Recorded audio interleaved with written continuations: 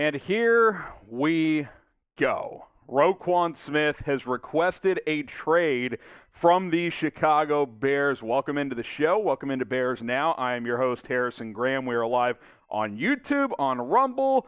Didn't expect to wake up to the Ian Rappaport tweet this morning of him requesting a trade, but that's where we are at this point in time. A lot to cover, a lot to get into, and we're going to do it all here on Chicago Bears Now. So rock with us. Have a morning beverage if you need to. We'll be popping the fireball. We're ready to go here. So appreciate you starting your morning with us, even though it is not great news. So we'll break it all down as more information comes in. Let's start with this question. Do you trust Ryan Poles? Type T for trust. Type D for don't trust. Get your votes in. See some FGBs in there. Let's get that built if we don't have it. Need some positive energy.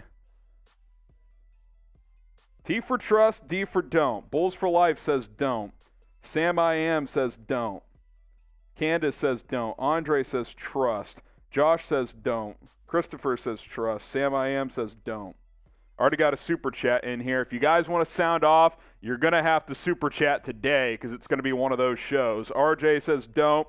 Ian says trust. Candace says don't. I'd say it's about 70-30, 75-25 that you guys don't trust Ryan Poles, and I get the frustration, believe me. I'm not a fan of this situation either, and we will dive into it further as Roquan has requested a trade. Christopher Elder starting things off today with the $10 super chat. Chris, send in a question next time, and we will be sure to get that on the screen. So appreciate all of that. Roquan Smith has requested a trade.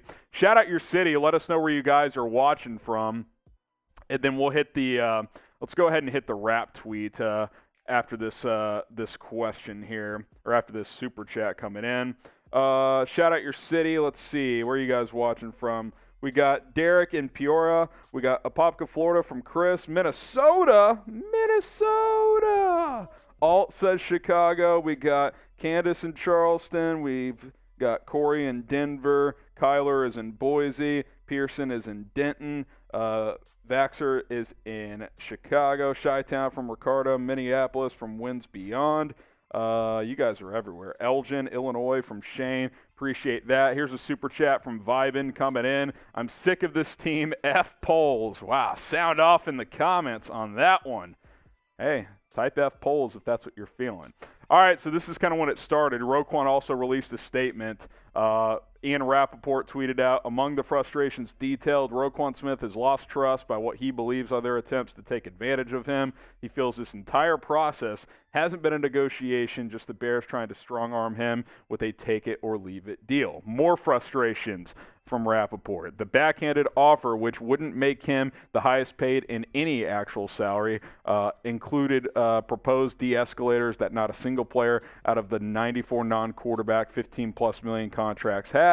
He was offended. The deal would hurt the linebacker market as a whole. So, by the sounds of that, Poles and the Bears are lowballing Roquan. I mean, that's really what's happening here. So, I don't know, man. He's a special player. I would pay him, but, maybe this front office's philosophy is to not pay off-ball linebackers.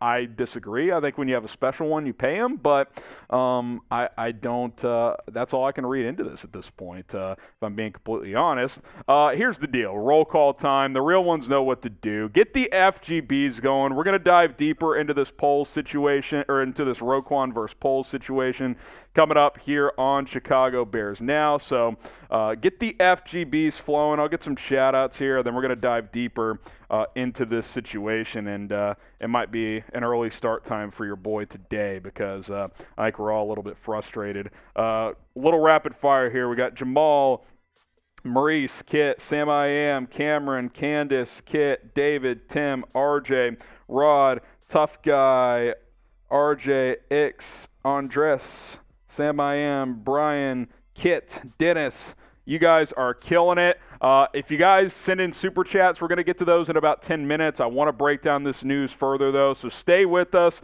as we are rolling along live here on Chicago Bears Now.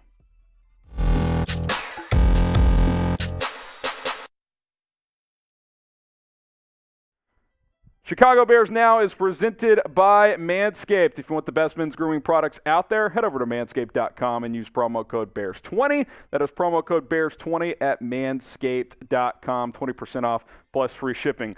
Don't mind me, just going to pour one out this morning because our boy Roquan Smith has requested a trade. And I don't know about you. When negative news hits, a little shot can ease the tension a little bit. So cheers, Roquan. It's early. Roquan has officially requested a trade. Let's get to his statement, then we're going to react a little bit here. Here's Roquan.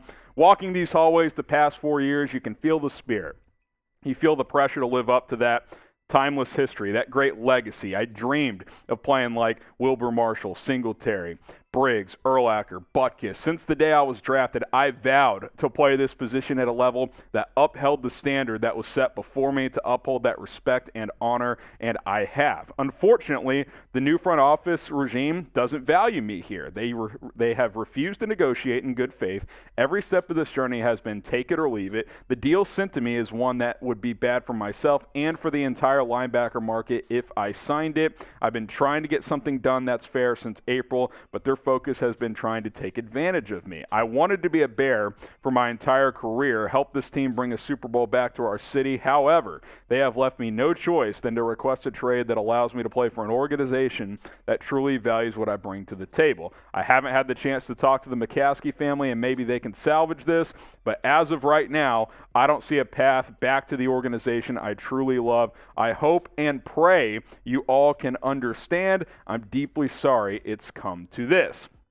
Clearly, that's an emotional statement from Roquan Smith, the best player currently on the Chicago Bears. We've heard rumblings over the last, maybe month or so that the Bears were maybe offering him something in the $17 million range. That had been proposed out there. That's below market value, to be quite honest, and I think that's where this is coming from. I think Roquan and his agent are saying, look, we can't take this.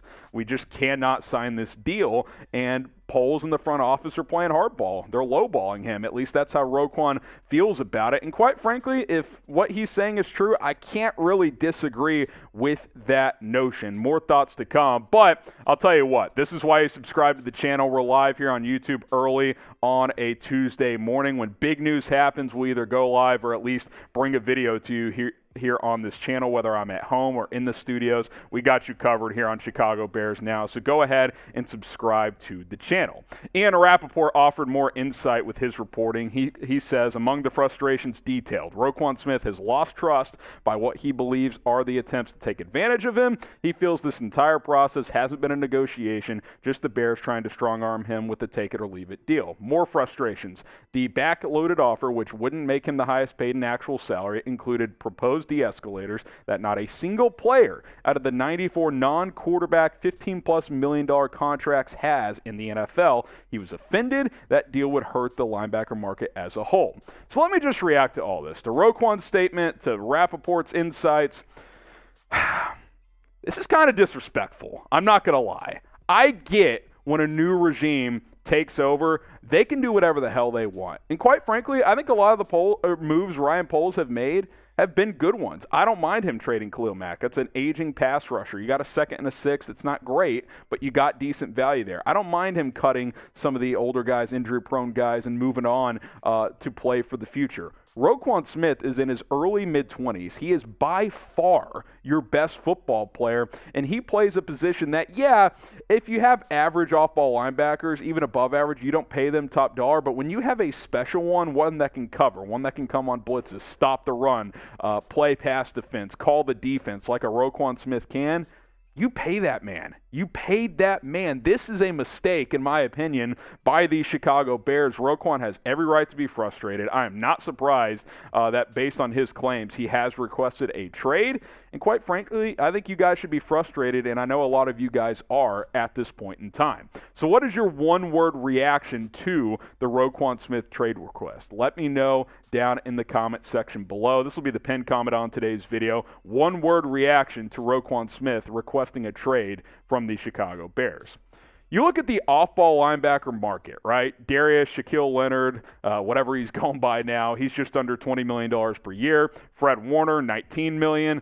C.J. Mosley, Zach Cunningham, Deion Jones. Roquan clearly better than all of them. I said at minimum, Roquan has to become the third highest paid linebacker. He just does. He's up there. He's closer to Leonard and Warner than he is Mosley and Cunningham. Like that's a joke if Poles is offering him the C.J. Mosley deal, because Roquan is clearly a better player. You look at his past 4 years, the guy has gotten better each and every year. Maybe a slight downtick in his second season, but his last 2 years, he does everything. He's a tackling machine. He sniffs out the run. He gives you 3 or 4 sacks a year. He's had an interception in each of his NFL seasons. I think this Bears defense has the potential to be actually pretty damn good this year, but you take Roquan out of the mix, that's a problem. That is a damn problem if you are Chicago. Like, this linebacker core without him, we've talked about it with him being pretty thin. Without him, you are, what, you going to go with Nick Morrow and Matt Adams as your 2 linebacker sets? I don't think so. I mean, that is just not going to cut it. We'll take a look at what that depth chart could look like if Roquan gets dealt. It's a tough day. I hope this can be salvaged moving forward because, again, this is the best football player you have. That is not an exaggeration when it comes to Roquan Smith.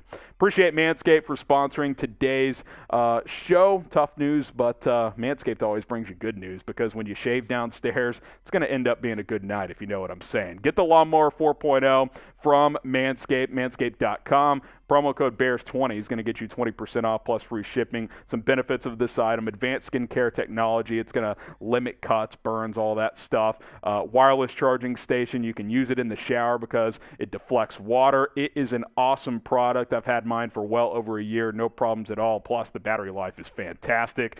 And the Boxers 2.0, which they just launched. They've kind of upped their boxer game. Very comfortable. It's hot as hell down here in Texas, so you want nice and comfortable boxers to let your buddies breathe down there, if you know what I'm saying. Manscaped.com, promo code BEARS20. Link in the comments, in the description. Go ahead and check out Manscaped today. You look at the depth chart. Imagine Roquan Smith not here, okay? If in 3 linebacker sets, you're probably going Nick Morrow, Matthew Adams, and Joe Thomas. Do any of us think that's even close to good enough? I get linebacker in certain cases isn't as valuable of a position, but again, when you have an alpha male like Roquan Smith, like Fred Warner, like in prime Bobby Wagner, these are guys you keep around because they change the complexion of a defense. Devin White, these guys are special players, and I just don't think you lowball one of those guys, and if they don't take it, you just move on from them. I don't think that is a proper approach from Ryan Poles in this front office. And by the way, what is Matt Eberflus thinking? Matt Eberflus, this could be the first moment of friction between the head coach and GM where he's like, hey, man, I get you're in charge of player personnel, but you're taking my biggest weapon away from me on the defensive side of the ball if you do this. So I don't know, man. Again, I will say this one more time. When a new regime comes in, everything is on the table. Anything can happen. You can move away from the quarterback. You can move away from any player. But this is a young cornerstone player that has proven himself for multiple seasons. You don't move away from that. You trade Roquan, you might as well tell the entire league, yeah, we really are rebuilding. We're not giving a damn about this year. I mean, that's kind of the message I would take. Now, sure, could you get a haul for him? I mean, I wouldn't trade him for less than a first-round pick. Later today, we're probably going to do a Roquan Smith trade ideas video, so stay tuned, subscribe for that. But I don't want it to come to that. I want Roquan Smith to be a Chicago Bear because I think he can be an impactful player for this franchise for a very, very long time. What's your confidence level in the Bears' ability to salvage this situation at this point? Scale it from 1 to 10. 10 being you're very confident. You're not worried. It's going to be all good. 1 being he's as good as gone. I got to be at like a 3 right now. I won't go as low as 1, but I do think it's closer to 1 than 10. I mean, it seems when a player requests a trade, I'd say 80+% of the time that player gets traded. So we will see what happens here, but my confidence level is not that high here. But be sure to subscribe because, like I said, we'll have another video this afternoon. Probably Roquan Smith trade ideas. If there's huge news from training camp, maybe we will cover that as well. We do it all here at Chicago Bears Now, so don't miss out. Subscribe and turn on those notifications. All right, give us your confidence level. I'll get some shout-outs here, and then we are going to catch up on some super chats. So I'll almost have $100 already, so appreciate you guys. Every $100 we get in super chats, I'll take a shot today. How about that? I've already taken one. We will do that. Every $100 in supers, we will take a shot, and it's 9:38 Central Time in the morning. So there you go. Yeah, that needs to go. Andrew says 1. AJ says 4. Andrew says 1. Tim says 3. Hashtag pay Roquan from Incognito. Andrew says 1. Legend says 4. We got Busy says 4. Jason 5. Tony 6. Chris 10. We got Pearson saying 5. Lucas 4. Wasim 3. Kind of all over the place, but yeah, it's not looking good. It's not looking good at this point. All right, let's catch up on some super chats, and we'll obviously keep hitting the news. If more information comes in, we will be sure to update you guys, as Roquan Smith has requested a trade from the Chicago Bears. Here is Emmanuel Watson with the super chat. Tactic for FanFest tonight, fans speak out. I mean, look, I'm open to any and all theories. It is pretty interesting that today is FanFest. The Bears will be practicing at Soldier Field today, so that's an opportunity for you guys to let your voices be heard out at practice. So if you live in the area, get out there and sound off to this Bears franchise. Oh, Don Burr, he's loving this. 0-17, laughing at work so hard. Hey, man, it's a tough day for the Bears, Donnie, but I appreciate your $2. Hashtag Bears Super Chat. We'll get to all your questions. Super Chats will be the priority today because a lot have already come in. We're going to hit all of those. And like I said, every $100 is a Super Chat, or is a shot from me. We're at $99.92, so I'll go ahead and pour one out and take this first one. But every $100 will be a shot. Cheers. Oh, man, it's early. It's early. All right, if you super chat, we'll get you on the show. If we run out of super chats, we'll hit a few hashtag Bears as well. Probably should mention this also.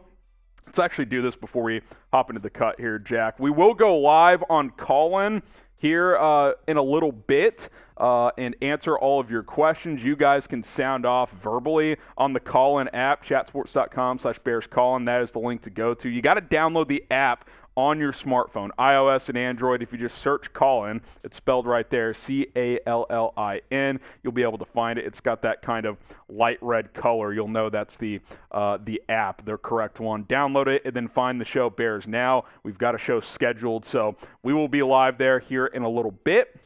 So join us on the Call-In app as we are going to react more to Roquan requesting a trade, and it's your opportunity to sound off on the show. All right, we are going to get into your questions here on Bears Now, so hashtag Bears or Super Chat, and we will answer as many as we can. You're watching Bears Now by Chat Sports. I am your host, Harrison Graham. It is mailbag time, so load up your questions by super chatting or by using hashtag Bears. We'll start today's show with Lucas. I still think this is a negotiation tactic, talking about Roquan requesting a trade, but I'm confused why Poles refuses to pay the best player on the team. I'm still happy he doesn't just throw away money at players, but come on, Poles. That's kind of where I'm at. I can respect him being a business savvy and not wanting to overpay, but when you have elite level players, you just pay him and you just accept it. Like, he's not going to be the highest paid guy a year from now, probably, if you pay him now. So pay Roquan. That's the best case scenario here. But they clearly have their reasons why they're doing what they're doing. We just don't know exactly what those reasons are. Riley Zwarda, Roquan Smith for DK Metcalf. Get Justin some help, although I don't know if Poles will still want to pay DK too much either. Well, DK got paid by Seattle, so I don't think he's getting traded. It doesn't make it impossible, but makes it very unlikely.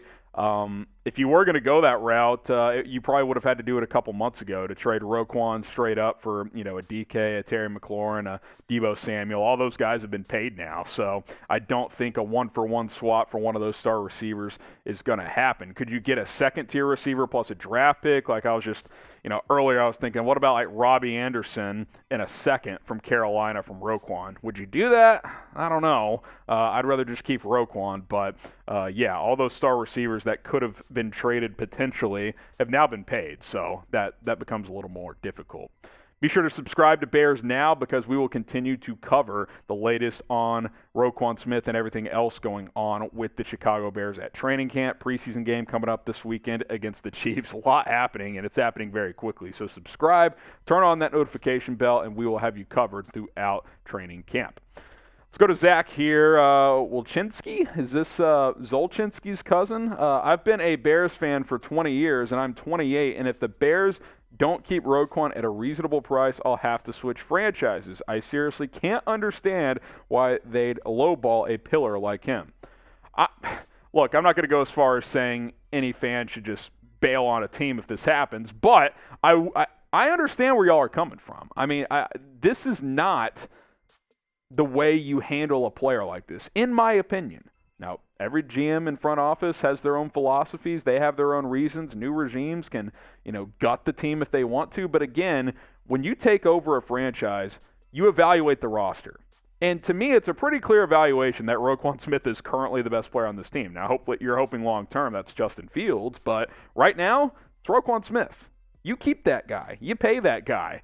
He's young. It's not like he's 30. If he was 30, I would understand. Honestly, if he was 30, he probably would have been traded already based on how Poles has been operating. But I'm with you, man. This is a player you pay and you keep around in Chicago. Darius Simpson, this hurts, man, but let's think logically. If we can get a first with the high-caliber wide receiver back for him, that'll help Fields a ton. If not, a wide receiver that a solid left tackle would make me happy. I mean, yeah, look, we can talk about that side of it. If they go through a trade, I don't want anything less than a first-round pick. He was a top 10 pick and has lived up to that. You probably won't get a top 10 pick, but a first-round pick. Or I want a high-level receiver or offensive tackle if you want to do a player trade. Otherwise, I'm not doing it. If he gets traded for a second, that'll be underwhelming. That would be pretty disappointing for Chicago. The Duke, not a mistake. This is a win for the Bears. Harvest draft cap for him, and since we will be worse without him, we will probably get a top 5 pick next year. I see what you're saying. I mean, you could trade him for a first and then tank, and then you've got a top 5 pick and another first, but this team isn't going to tank. Eberflus isn't wired that way. They're going to play hard every week, and they're going to play to win. Now, they may not win a bunch of games, especially if they trade Roquan. I mean, that'll be a big hit, especially to the defense, although still like a lot of the pieces on the defense, but Roquan kind of makes it all go. I get that logic, but I just don't like that ideology. I just don't like operating like that. Just trade him, get a pick, and we'll suck this year and we'll try again next year. I don't think these young players are in a position to just accept not being good. I don't think that's where the Bears are right now. Michael, what trade value does Roquan have? Hard to say. I mean, again, I think a first-round pick is what I would want. I'm not crazy. I don't think you'll get multiple firsts, but a first, I guess like 2 seconds could be an option as well. I would rather just have a first, maybe like a second and a player, like I said, a second-tier type receiver, like a second in Robbie Anderson. I don't know, if Deontay Johnson hadn't gotten paid, I would have said maybe like a third in Deontay Johnson, something like that. But I think you can get a first for him. I really do. Now, him requesting a trade probably doesn't help the Bears' value publicly, but the Bears still have leverage. They have this year. They can tag him for up to 3 years too. So they've still got control over Roquan. But, yeah, I mean, I'm just guessing, but I think you could get a first for him. Be sure to follow us on the Call-In app as, by the way, if you're watching live currently here on Tuesday morning, we will go ahead and go live on call, and you guys can sound off verbally with your voices on this situation. Your chance to call into the show. It's like Twitter Spaces, but it's got a few more cool features like a live chat feature and a couple other things as well. So subscribe and join us. It's chatsports.com/BearsCallin, chatsports.com/BearsCallin. Download the app on iOS and Android. That is key. A lot of you guys are like, I went to the link. I couldn't figure it out. Like, you can go to it on your computer, but you can't actually call in through your computer, even with a headset. So you got to download the app and then find us over there. So download on iOS and Android, search Bears Now, and you will be able to find us. All right, the Duke with the 20 bomb. What's good? Great move by Poles, desperation move by Rowe. We have him on another year on his contract plus franchise tag. If Poles can't get the trade value for him, Rowe has no choice but to play or harm his future value. I do get that, but do you want to operate in bad faith? Like, if you're lowballing him so bad and you're like, well, we have the control, I don't like that. I don't think that's a way you do business, in my opinion. Especially, think about the other guys in the locker room. Jalen Johnson, at the start of training camp, when asked about Roquan not practicing, said, look, that's our leader. Someone else is going to have to step up. These guys like Roquan. They look up to him as a leader, and if they operate this way, what are other players going to think? A, they're going to think, well, I'm not going to get paid proper value, and B, there's going to be potential lost trust. So those are things to consider too, the Duke. I get what you're saying, but there are a lot of other factors in place. You're still trying to set the tone to these players on who you are as a front office and coaching staff. This goes south, this goes sideways, that message is going to be felt within the organization. Mustafa Poles wants a bunch of hard-nosed third stringers. That's pretty funny. Get in here, Matt Adams. You're going to play hard. Yeah, you need some blue-chip players, and that's what Roquan Smith is. Vibin with the 5. Appreciate that. Is this how Poles going to treat everyone? He's so cheap. I can't believe I'm a fan of this team. I mean, yeah, that's kind of what I was just saying. You know, I like a GM that is patient and business savvy, but you can't lowball. You can't just start lowballing everyone either. Like, that's not productive at the end of the day. So you got to figure out a balance there because, again, this is a player you pay in Roquan Smith. Shout out your city. Let us know where you guys are tuning in from. We are here in Dallas, Texas. If you guys are in the Chicago area, let us know. Let us know what suburb you are in or anywhere across the U.S. or the world. Let us know where you guys are watching from. We got Christopher Elder in the chat, $10 super. Appreciate that. Every $100 we get, we will take a shot. I'm guessing Roquan is trying to reset the linebacker market. If that is the case, trade him. Poles not overpay. We've got the graphic here of the highest paid linebackers. This is kind of what it looks like. Forget Mosley, Cunningham, and Jones because Roquan's better than all of them. I mean, say Roquan's asking for $20 million a year. I mean, is that really that crazy of a request? Sure, you could say Darius Leonard, Shaquille Leonard, whatever, Fred Warner are better than Roquan, but if they are, it's minute. It's very, very close, and this is how it works. If you're in the ballpark of the best, typically you reset the market. And then when those guys are up, they get paid more. When Devin White's up, he's going to reset it, etc. So I get what you're saying, but like 5 years, $100 million with $60 guaranteed, are we really going to be like, oh my God, that's a drastic overpay? I don't think that it is, if I'm being honest. So we'll see. Clearly, the Bears are probably offering him more in that C.J. Mosley range, and Roquan views that as disrespectful. Jordan Smith, the team offered us a premier bona fide number 1, number 2 receiver or a premier O-lineman plus a mid-round pick. I'd send Roquan today. Poles is running this team like a modern NFL team. Love it. Best player on a bad team. I hear what you're saying, but I will continue to say that an elite unicorn off-ball linebacker is irreplaceable on a defense. Sure, like I'm with you. Like if you get an elite receiver in like a mid-round pick, like yeah, I would absolutely consider that. But you know what you have in Roquan. Nothing's guaranteed when you bring another player into your system. So I see both sides of it, but I still think the easiest path is just pay the guy personally. But we'll see what happens. Get the bear downs flowing in the comments. This is obviously a tough situation with Roquan, but, the fan base has to rally. Bear down, use the emojis, or type out the word. Let's get the positive vibes rolling here on the show. More super chats from Sealand FAF. Assuming Roquan gets dealt, what free agent options do we have? I mean, the Bears just signed a couple of low-tier linebackers, Javen White, DeMarquise Gates, who played in the USFL. I did a video on him.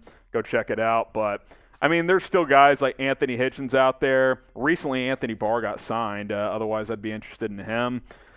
Yeah, I mean, it's, obviously, I'm not saying that you're saying this, but obviously you're not replacing Roquan. Like, you're hoping if you trade him, you probably sign one or two stopgap guys, and you roll with what you got. Hey, Nick Morrow, you better have a hell of a year, buddy, because Roquan may not be here anymore.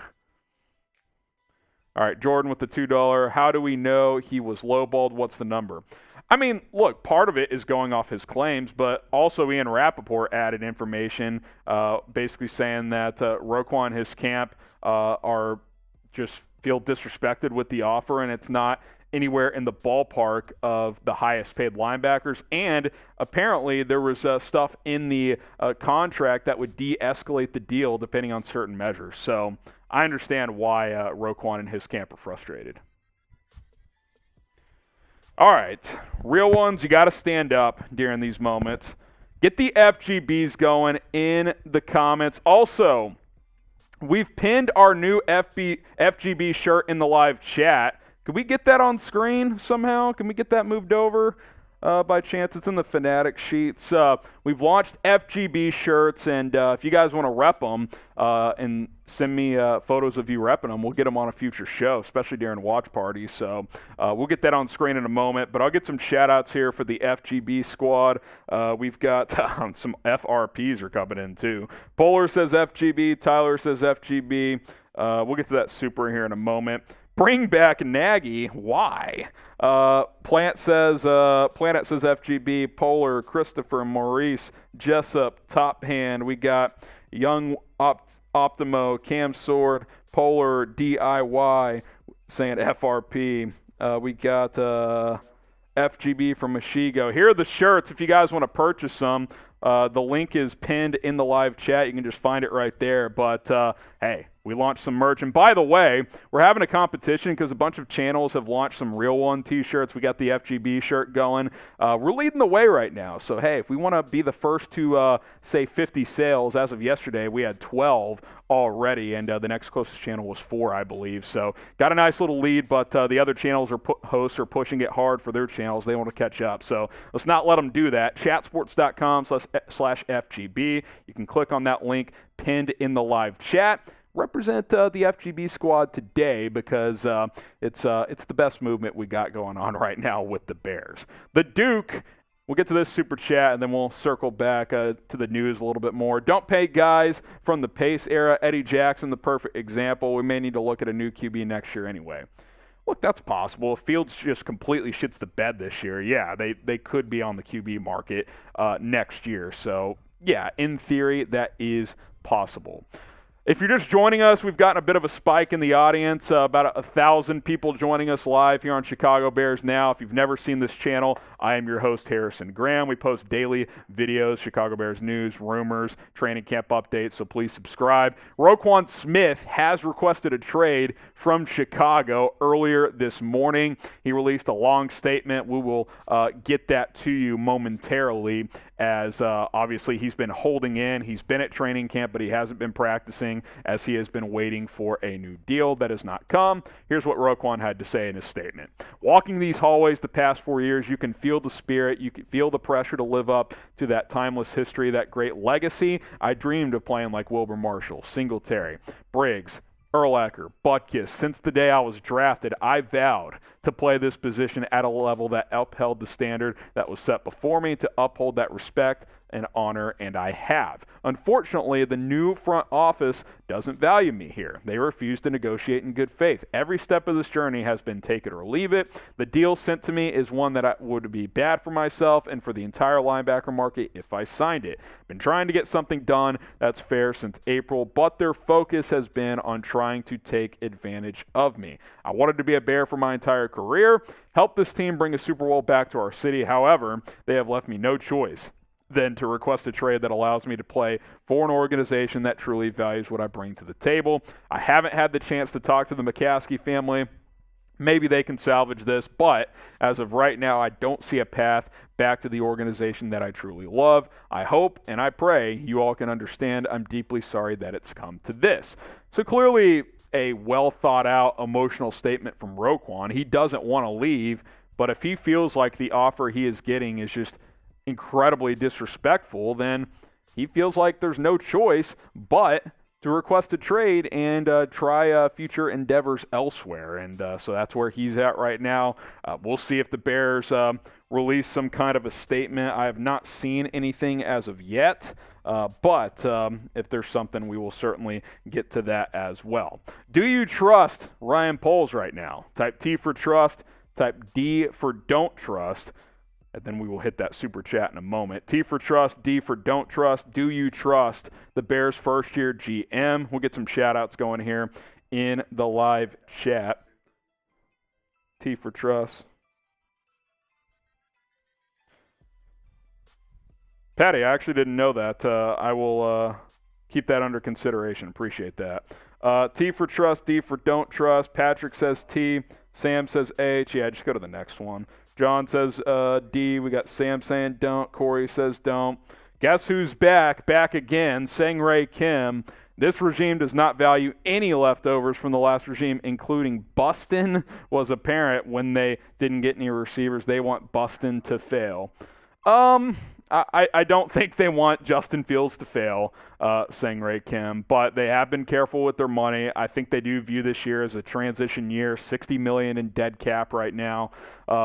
They want to reset their books a little bit. There's no doubt about that. But when it comes to Roquan, that doesn't affect their books moving forward. Like, you're going to have so much cap space. You can pay him pretty easily. Like, that's not an issue. So I think that's where the frustration comes into this Roquan situation. This is the first one with all the player acquisition that I've really been like, I disagree with this. I think they should just pay him. Ian Rappaport added some information when it came to Roquan requesting a trade. Among the frustrations detailed, Roquan has lost trust by what he believes are their attempts to take advantage of him. He feels the entire process hasn't been a negotiation, just the Bears trying to strong-arm him with a take-it-or-leave-it deal. He also adds the backloaded offer, which wouldn't make him the highest paid in actual salary, included proposed de-escalators that not a single player out of the 94 non-quarterbacks in the league with $15+ million per year contracts has. He was offended. The deal would hurt the linebacker market as a whole. So based on that, they definitely weren't offering him, Fred Warner more money, or who's the other guy at the top of that list? We have the graphic. Darius Shaquille Leonard either. So, I think they probably offered him $17 million a year, and Roquan is saying, screw you, I'm not taking that. So that's kind of where we're at right now. Subscribe to the channel. We got about 1,000 people watching live. If you want more Bears shows, live shows like this one when big news happens, we actually normally do go live here on Tuesdays. 3 o'clock Central is our normal time slot. But when breaking news happens, we adjust, we adapt, we make decisions, and you guys obviously, I hope, appreciate us being live breaking down this news. So turn on that notification bell. That way you know exactly when we go live, because if you had noties turned on, you would have been ready to go in the show from the beginning. Sang-Rae with another 5-piece. Roquan's value has gone down when we switch to a 4-3, and he has to play the weak side. I don't know if that's necessarily true. I think a special player like him can play in either system. Now, we haven't seen him play a game in a 4-3 here yet, so I guess it's possible, but I don't personally necessarily view it that way. I view him as a Darius Leonard, Fred Warner type. A guy that can make a good defense great. And I think the Bears could be a good defense that becomes great if Roquan is that type of player moving forward, which I think he is and will be.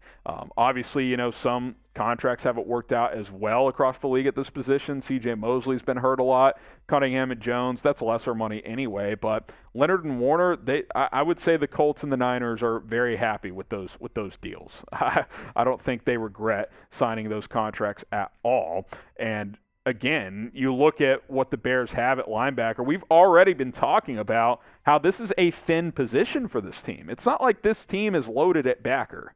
Like, this is not a position of strength after Roquan. Like, obviously, Roquan makes it at least a good position on this team right now. You take him out, this is probably the weakest position on your defense for sure, maybe on your roster. I would say, along with wide receiver, linebacker and receiver would be your 2 weakest positions right now. I would say the O-line has gotten a tick better above those 2 positions with the additions of Reif and Schofield, but yeah, it's not good. Nick Morrow, Matt Adams, Joe Thomas. I know Adams and Thomas have had good camps, but they're kind of journeyman types. Like they're not guys that are, you know, every down linebackers at this point in their careers. Matt Adams has primarily been a special teams guy. Thomas is like a good LB4. He can rotate in. He can, you know, kind of be serviceable. But if he's playing 90, 100% of the snaps, that's not a good situation. That is not what you want. So that's where we're at with the Roquan Smith trade request. Let's see. We got a super chat from the Bears. Yeah, this isn't gonna happen, but I do like the idea. Obviously, the Bears would say yes. You guys ready out there? Trade Roquan for Aaron Donald.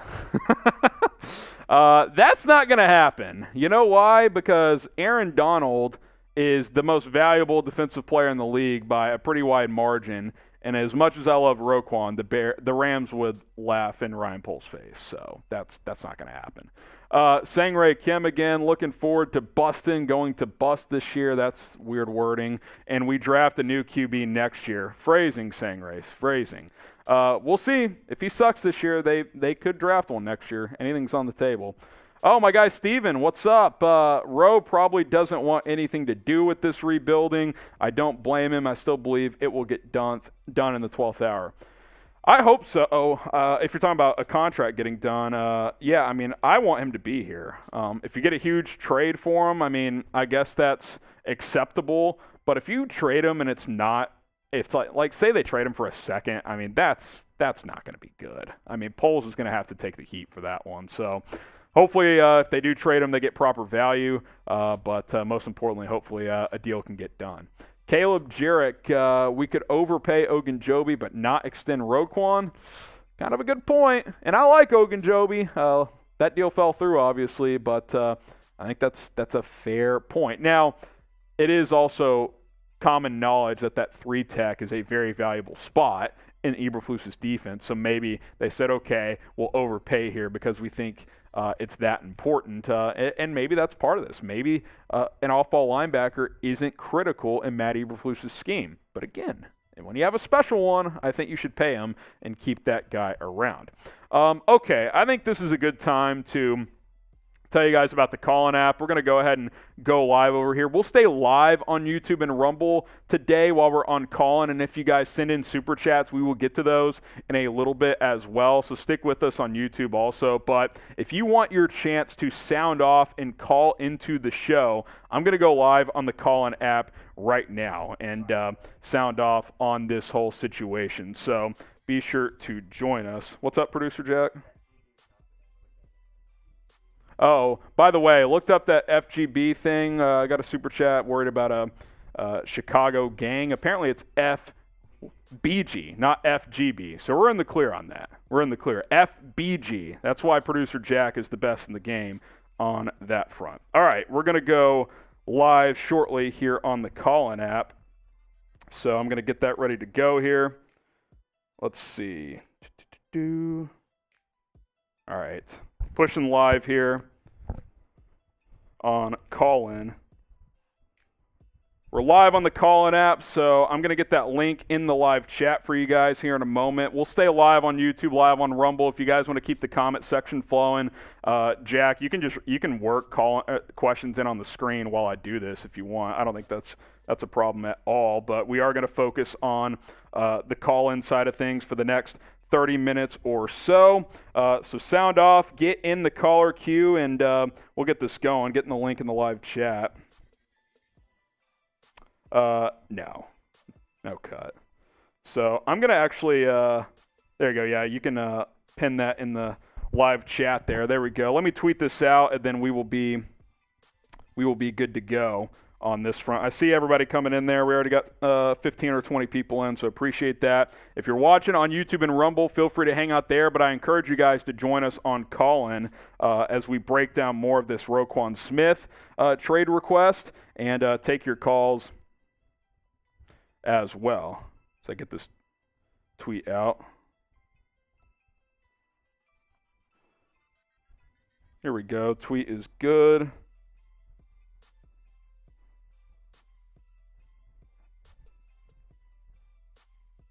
Get that audio fixed a little bit. Being told it's a little staticky, but we got our production team on it. We'll get to some calls in a moment as we are officially live here on the Callin app.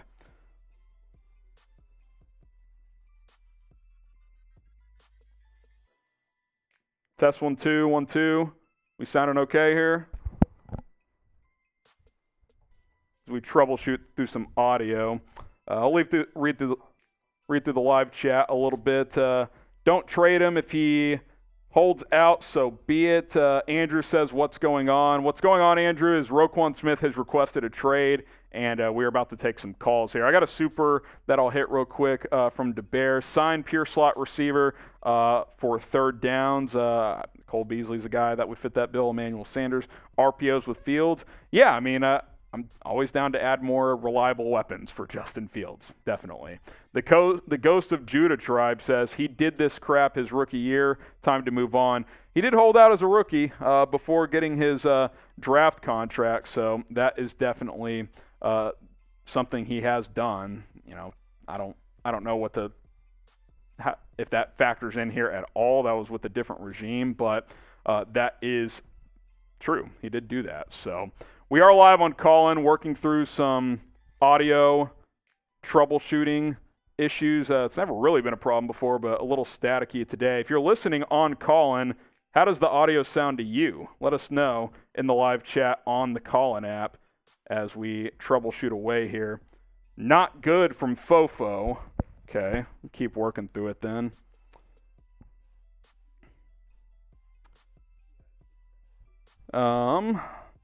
What else is going on in the live chat? Okay, not the best. Yeah, we're still working through it, guys. Here's a good one. How frustrated are you right now? Scale from 1 to 10. 10 being very frustrated, 1 being not frustrated at all. I'm at 8 probably. I'm not incredibly pissed off, but I'm not happy with the situation when it comes to Roquan. I mean, I want him to be here. This is a player that I want to be in Chicago, so I would say I'm at about an 8. So yeah, it's definitely frustrating for those just hanging out, joining us, or want more information. Roquan did request a trade this morning, released a long statement on Twitter detailing that he wants to be here, but that this front office is not working in good faith in negotiations, and that he feels no choice but to request a trade from the Chicago Bears at this point in time, which stinks. I mean, I honestly did not expect it to come to this. I really didn't. We knew they were working through some stuff, the Bears and Roquan, but right now it appears it's at a point where things cannot be salvaged. By the way, we're about $40 away from $200. If we get to $200, I will take another shot of Fireball. So if you guys want to keep sending in super chats, I will do that as well. Continue to let us know how frustrated you are. Here's a super chat from Sangray Kim again. Package Rowe plus Bustin for the Super Bowl QB Jimmy Garoppolo. Come on. You can't be serious. Like, no. That's just dumb. No. I appreciate the super chat, but just not going to be a thing. Continue to let us know your frustrations. Scale from 1 to 10. Still working through the call-in stuff. We may have to just go to a different headset type of situation. Usually this isn't an issue, but today it's not connecting properly, so let us know how frustrated you guys are. We are going to answer some calls on call-in momentarily. I see 9 people lined up. Appreciate you guys waiting patiently with us, and we will answer those momentarily. So hang with us here, switching the audio out. For those still on watching our stream here, go to that next question, Jack. We'll answer that real quick. All right. Trying something real quick here. Ooh. Audio check on call-in for those listening. Test 1 2. How does that sound? Good, bad, better, worse, better, good enough? Okay. We'll give this a try. Give this a shot. Do I just need one of these in, probably? Probably put both in.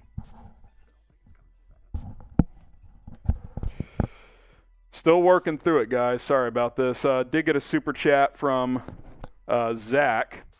Is Sang Ray real? He makes no sense with his statements. I mean, he appears to be real. I don't think it's a bot, but look, he's got his opinions, and all opinions are welcome here. So it is what it is. Let's see.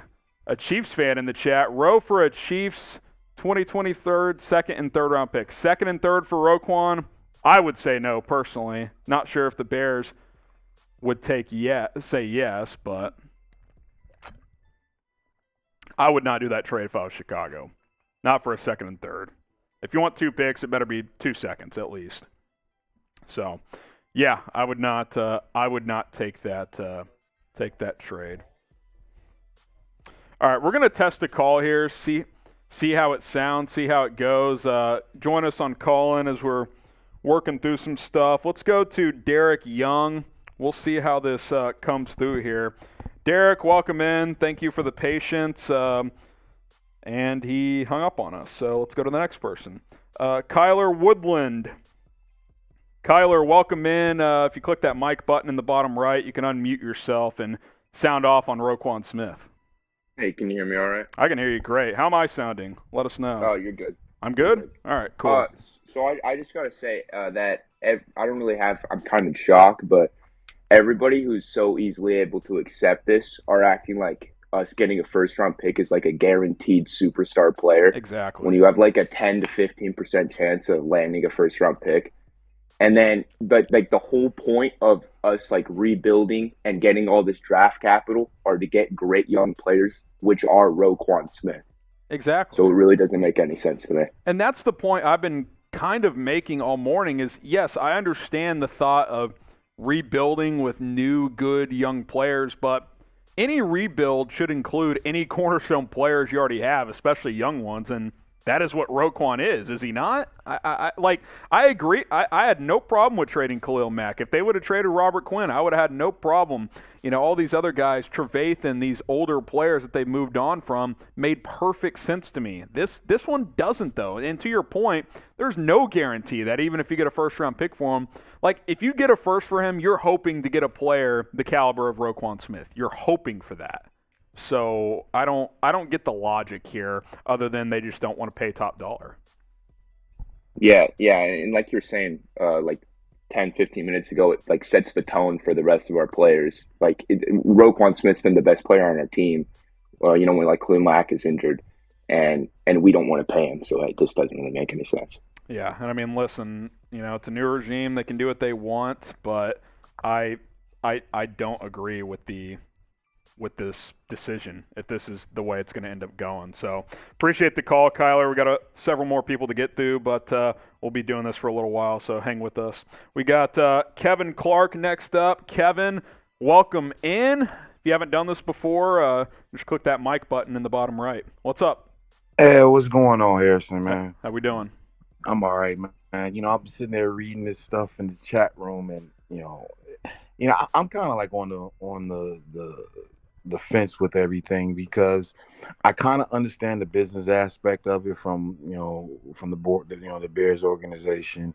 But then, like, at the same point in time, you mentioned it earlier, like it doesn't look good moving forward, signing any future young players that we already have on the team that we intend to keep.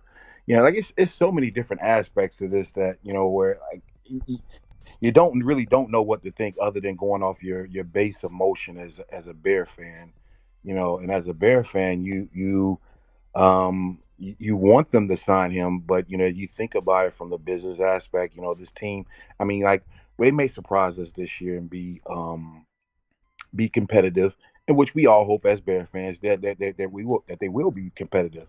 But if this is a rebuilding era. As someone said it earlier in the chat as I was reading, by the time that they are competitive, Roquan will be later on in his latter years. He may be 27, 28, 29, somewhere around there, to where like, what benefit would it have for the organization if they have other young players to sign long term. So Roquan Smith turned 25 in April. If they're not competitive until he's 28 or 29, then they failed as a new regime, I would say. And I agree. Yeah. I I mean, agree. maybe 20. You're not super competitive till 27, but like if you give him a 4 or 5 year deal, you should be expecting to compete at a high level for at least the back half of that contract. Right. At least, if not as soon as next year. See, and the other thing is that we don't know what you can read so much in between the lines with the Bears trying to strong arm him. We don't know about like earlier with the allegations that he had that Yeah. we didn't hear anything more about that. Yeah, it kind of just went away. Yeah, it kind of went away. And then, thinking about the Eddie Jackson deal, I don't think they want like when they signed, and even though it wasn't Pose, it was Pace. When they signed Eddie Jackson, we thought the same thing about Eddie Jackson. But what did we get? So like maybe those things are resonating to them, and Yeah. I like I said, I'm so on the fence with this because I understand Pole's idea of where he's coming from, but at the same point in time, this is your best player. My thing Come is, too, on. with the whole Eddie Jackson, yeah, he hasn't lived up to that contract, is, well, don't you run that risk anytime you pay a player? Right. Yeah, no, you absolutely right. Like, You're absolutely right. You got to pick your battles, and eventually, some are going to work and some aren't. But I think if he's literally the best player on your team, you're just going to have to live with that one. You got to live with it, and like I said, I would be very happy if they signed him to a 5-year, $100 million contract. I would be happy because we would know that we are guaranteed this young player in his prime from the age of 25 to 30, and like you said, we should be. I mean, Yeah. honestly, to be perfectly honest, I don't want to sound like a homer. I think we're going to be competitive this year. I think they can be, yeah. But at the same point in time, like I said, I look at things from the business aspect, so I can't be upset with Poles. But man, as a fan, it's a double-edged sword, man. It's a tough one. Yeah, sign this man. That's how I'm feeling. So, like, yeah. I appreciate it, Kevin. Good insight there. Enjoyed it. Be sure to join us on other shows as well. I enjoyed it. Oh man, no doubt, man. All right, Kevin. Let me go to Owen here. He's next up. Owen, welcome in. Appreciate all your guys' patience. I will get through all the callers, I promise. I do want you guys to let your voices be heard, though. Go ahead, Owen. What's up? What's going on, Harrison, man? How you doing? I'm good. Good. All right, so I'm gonna give you from my perspective from a ex NFL wide receiver. Okay, so my thing is, first off, I'm pissed off. I think that Ryan Poles is kind of feeling himself a little bit, trying to make waves. But at the same time, I also think that he and Eberflus will clash because Eberflus is the defensive coordinator. Okay. You can't be competitive without having good defensive players. All right, so and he has done nothing since he's gotten here to improve or show us any type of promise moving forward. All right, you let go of Khalil Mack. All right, good. You gave us a bunch of money. Okay, you let go of Hicks. That's fine. Allen Robinson still hurts me because he got paid the same amount of money less money that he was going to get paid if he stayed with the Bears. You've brought in 7 wide receivers who don't even have over 400 yards. Yeah. You let go of Bilal Nichols, who's homegrown talent, who's 24 years old, and that's the actual spot, the position that we needed the most outside of the offensive line. Yeah. Okay. So now the Ogunjobi piece. Mm-hmm. You don't sign him because he fails a physical. Yeah. However, he gets signed with the Steelers because he passed a physical. And they gave him less money. Mm-hmm. So I'm not sure what he's trying to do as far as allocate funds or whatever, but he's dropping too many balls right out the gate. This is his first. Yeah, go ahead. Yeah, I think some of those are situational. Like Allen Robinson, for example, he was never re-signing with the Bears. I do think that should be mentioned. Like, yeah, the money side of it, sure, like the Bears could have paid that, but he was never coming back here. I think that should be mentioned. Bilal Nichols, I get what you're saying. Homegrown, did some good things. He also got hurt with the Raiders this offseason. He's had injury problems, so I'm not gonna rip too hard on letting him walk. But I get what you're saying with some of these, though. I mean, I think that, anytime a new GM comes in here, he's going to make his decisions, and the fan base is going to have thoughts on it, and some decisions are going to work and some aren't. I think I said it earlier, and I'll say it again. Up to this point, I really haven't had a major issue with anything Poles has done. This is the first one, though, I'm like, all right, like I get with, cutting some guys, trading Matt, clearing out some money, playing for the future a bit. But to me, Roquan is part of the future. Like, you rebuild around a player like this, and to trade him doesn't make sense. Absolutely, and I think that the culture of the Chicago Bears is based off one key position, and that's what the middle linebacker. Middle linebacker. Like it's hard. We haven't had a middle linebacker since Brian Urlacher. That was 8 years ago. Yeah. And he got every money that he got every dollar that he signed for. Yep. And that also, the other thing is we forget Ryan Poles spent a lot of money on the offensive line, right? Mm-hmm. He's an offensive lineman. They have that type of, let's pay my guy. That's my guy that I want on my team because he's an offensive lineman. I was an offensive lineman, but at the same time, you can't do anything. This is the NFC North. Yeah. This is defense. Got to stop the run in this division too. We got to stop the run. Yep. We have to. And he's talking about we're going to build through the draft. I'm like, you can't build through the draft when we don't even have capital. Yeah, I mean, sure, you're probably gonna get a good pick for Roquan, but again, what I just told the last caller, honestly, at best, you're getting a player like Roquan at best with that pick. So why not just pay the guy you got? Yeah, and people are saying, just get a wide receiver off the lineman. No, wide receivers are crapshoots. Come on. Yeah. The middle defensive player is going to last longer on your roster than the offensive player. That's always been the case in the NFL. I appreciate. We have more depth on the wide receiver than we do linebacker, and that's the key need. Yeah. I'm with you, Owen. I appreciate it. Got to keep it moving here. Let's go to Marquise Smith. What's up, Marquise? Welcome in. If you click that mic button in the bottom right-hand corner of your screen, you'll be good to go. What's up? Hey, what's going on, Harrison? How are you, man? I'm good. I'm not going to lie to you, man. I woke up great, went for a run, and then I seen the headline pop up, and I almost couldn't believe it. So my thing is this. I've been a Bears fan for roughly 10 years. My father's a Bears fan. My little brother's a Bears fan. We're all Bears fans in this house, and This is something I can't fathom. The new regime is definitely going to come with changes. We accepted that. I welcomed in Ryan Poles, open arms to new regime. Honestly, I wasn't a big fan of the Nagy era anyway in Ryan Pace. Yeah. But this is just blowing my mind, Harrison. We literally have, and it's been mentioned by everyone who's been on the call, we literally have one of the best linebackers in the NFC and maybe arguably the league. Oh, I think so, yeah. I think he's top 5 in the league.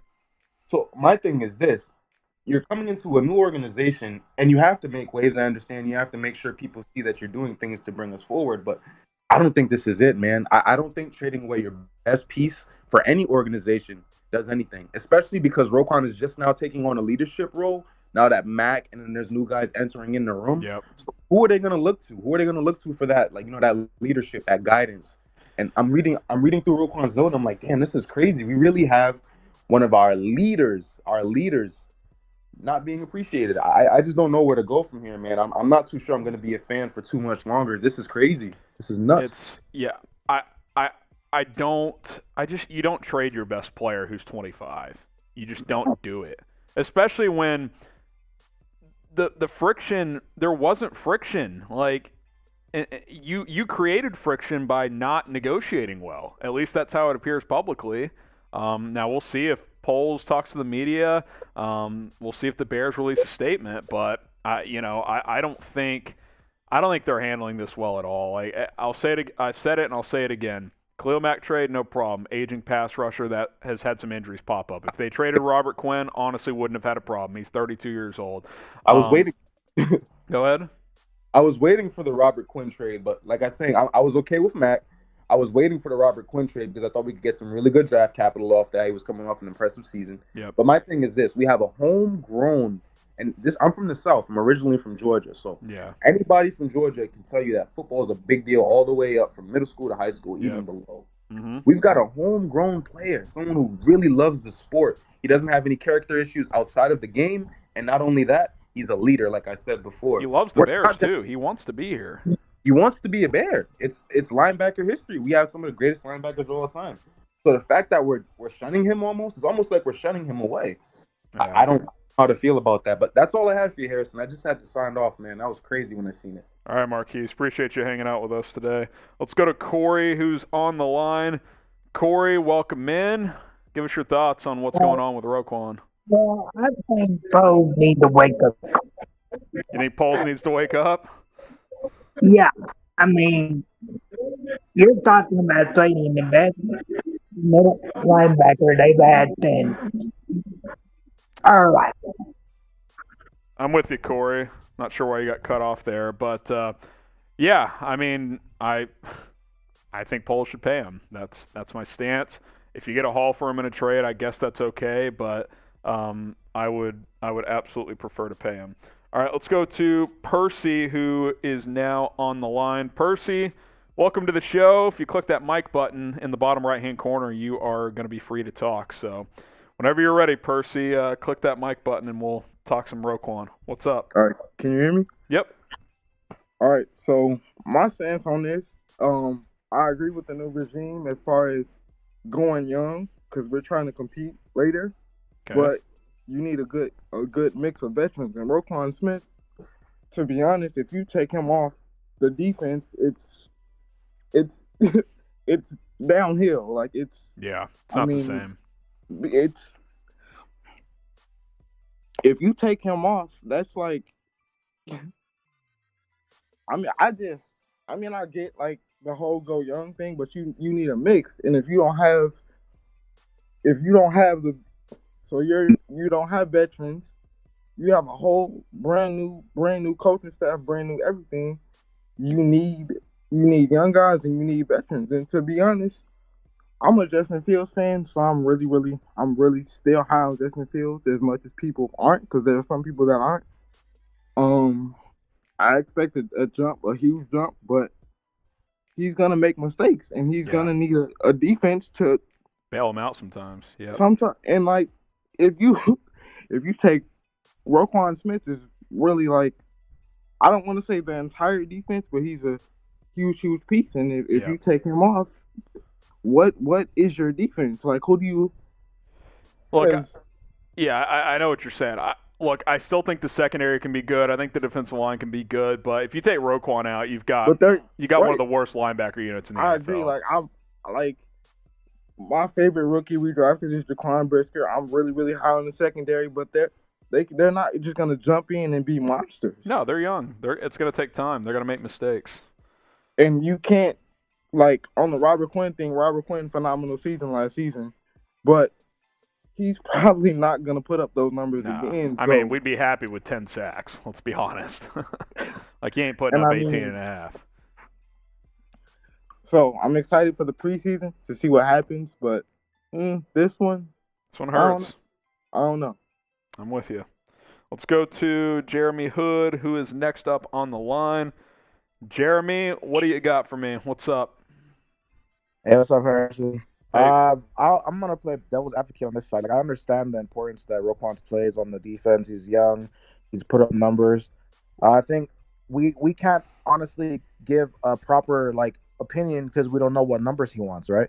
If he's trying to reset the market, is that market reset at like 26, 25 million a year? Like, we still got a lot of people to re-sign next season. In the long term, aspect of it, we're gonna have the most cap in the league next year, but is putting 25 mil towards Roquan, not saying he's feasible, you can just cut him. I'm saying is that the best move for us when we still have an O-line that we have to fill? Our running back is still in flex, our wide receivers, we don't even know what's up with that. You know what I mean? There's a lot of holes we got to fill. I do know what you mean, but even if you pay him $20 million a year, first of all, you can structure it where his cap hits are larger on the back end, and then you can restructure down the road, yada, yada, yada. This team's going to have over $100 million in cap space. If Roquan's cap hit is $12 million next year, you still have plenty of space to go out and make moves for those other positions. Now, maybe the Bears don't see it that way. Maybe they're saying, you know what, this is our price and we're not going above it because we have X, Y, and Z to fill, like you're saying. But you can manipulate the cap in your favor to go out and be aggressive and add a bunch of pieces next year and still keep Roquan Smith, still extend Darnell Mooney if you want to, yada, yada, yada. So I get what you're saying, but they can work around that. They're going to have a lot of money to work with this next offseason. Yeah. The thing is, we don't know what numbers Roquan wants. You know what I mean? Like, in the end of the day, like, we're over here in the dark. Yeah, we don't know. We don't know for sure. I'm guessing I think 20 a year would do it. He would be the highest paid.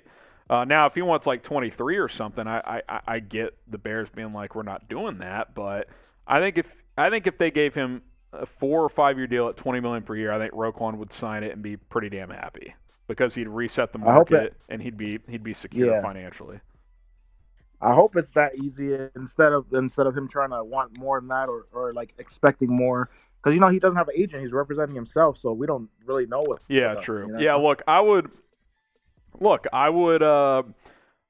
I would change my tune a bit if it came out that he was asking for $23-24 million a year. Like that would be different. But if it's in that $19-20 million to be at the top of the market or very close to it, I can't really complain about what he's doing, to be honest with you. I think he's in that realm of player, and that's what he should expect on a new deal. So, yeah, it's the details matter, and we don't have all the details, but that's kind of where I sit out on it at this point in time.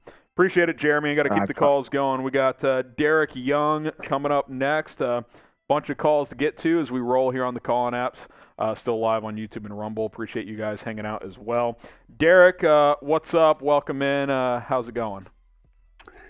Hello. I was wondering if the Bears – I thought it was a bad idea for the Bears or for Roquan to decline it and the Bears not re-sign him. But then I later thought if we can at least trade him to like a mid-team that we get a first from it and we could have 2 firsts and – for the draft upcoming, you wouldn't really want to have a top, like, be like the worst team in the league, but you would want to be at least picking from a 3 to 5, which will be the best spot because then you have players like Will Anderson and other great defensive players there. Yeah, I mean, look, like, don't get me wrong, I would love Will Anderson on this defense. I think he's a 15-year pass rusher in the NFL. Yeah, I mean, look, that's the flip side, right? Like, if you get a first for him, you're hoping you get a high-level player like Roquan, but that would be proper trade value. You know, you could use, say the Bears are decent this year, even if they trade them, they could move up in the draft with 2 first-round picks. So, yeah, I mean, there are obviously some benefits if you trade them, but I just am more comfortable with keeping and paying the player that you know is really good. That's only 25 years old. So that's my stance on it. But, yeah, I do understand the other side of it. Let's go to Sway, who is next up in the caller queue. Sway, welcome in. What do you got for me, Sway? Hey, Harrison. Hey, what's up? Man, so woke up to the news this morning, and I don't know, man. It's like I've been watching this from afar. I've been wanting actually, I was on the fence when everybody was calling out Nagy. I didn't see it at first. You know, I was one of them people that when y'all was calling it out, I didn't see it. I couldn't understand it. Yeah. And then once we got Justin Fields and then they did the Dalton thing, I was really upset about that. It's like, wow, you go and get your future quarterback and then you throw it into the hands of a veteran. It's like, no, you don't do that. No. We got them guys out of there. I woke up again to a Khalil Mack trade. It was like a little up and down feeling, you know. Khalil Mack is up there on that age, but he's still like one of them game-changing records that you have to plan for. It's not like he's at an age where it's like, oh, don't worry about him. No, he could still go out there and change the whole game, you know. So it's like, I understand money, you know, age, youth. You want to believe in Justin Fields. But this situation right now with Roquan Smith doesn't give me faith that they're going to do Justin Fields right now, because it's like we apparently have money, you know, and it's way to manipulate things and stuff like that, because you see what teams like the Chiefs do and Rams do, and you know what they do with salary cap and stuff like that. And it's like they get what they believe in, and it's like we keep getting people in the organization, and it might be too early, but it seems like we keep getting people in the organization that like halfway believe in what they doing. And we not getting the full what we deserve as Bears fans. And it's kind of making it hard to stay at this point, because it's like we're in a revolving door ever since Urlacher and Briggs and them left. I really seen this kind of like coming once they really didn't want to re-sign Lance Briggs to a contract, and when he wanted to stay with us years ago. So it's like, are we in a revolving door again? It kind of feels like that. Time is a flat circle when it comes to this football team. It's very much one step forward, two steps back. But yeah, I mean, we'll see how this happens. I don't think the door is shut on a contract working out here. I don't think that. I mean, I definitely think Poles and his front office mates are going to sit down and kind of figure out their game plan from here. But anytime a player requests a trade very much is a possibility at that point. So we'll see how things come together. We got Elise Davis next up in the chat. Let me know if I'm pronouncing that right. Is it Elise? Let me know. Yeah, you hear me? Yeah, I got you. Yeah, you said it right. All right, cool. I don't know. I just feel like at this point, Poles gets no more chances for me. He let James Daniels go, and took forever to even establish the right guard position. And then, the whole wide receiver thing, you waited till 71 to finally pick a receiver. And even then, to me, that's still a reach because you just didn't know what Valus is going to be. And now all of them are hurt. And now this whole Roquan thing, I just don't know if Poles knows what he's doing, really, in my opinion. I think he's in over his head. And I don't know. It's hard to be a fan right now, I'll put it that way. Yeah, I hear that. I think we have to at least see this team play some games before we just say, the GM's out of chances. But I understand what you're saying. And, yeah, I mean, I was in the same boat. I did want them to take a receiver higher. But at the same time, I do think the two players they drafted in the second round are going to be immediate impact players in Kyler Gordon and Jaquan Brisker. But, yeah, I mean, I've said it all day today. This is the first time that a Poles, this is the first time where I'm like, yeah, I don't agree with Poles' approach here. I think this is a mistake by him, and I think I hope it's something that gets worked out because I think Roquan is a guy that you want to keep around. We'll get to some more calls in a moment. Be sure to hit that sub button here on the Callin app. If you're watching on YouTube or Rumble, go download the Callin app on iOS or Android and then search Bears Now. You can also go to the link, chatsports.com/BearsCallin. It's basically a better version of Twitter Spaces. Caller queue, live chat feature as well. We go live every week. Also, we're going to be live for a post-game show as soon as the preseason opener against the Chiefs is done. So be ready for that. After our YouTube and Rumble watch party, we'll be live here on Callin, breaking it all down with you guys. So be sure to join us for all of that. We're going to keep this going throughout the season. Okay, we've got Bart next up. Let's go to Bart in the chat. Welcome in, Bart. What do you got for me? What's up? Yeah, can you hear me? I got you.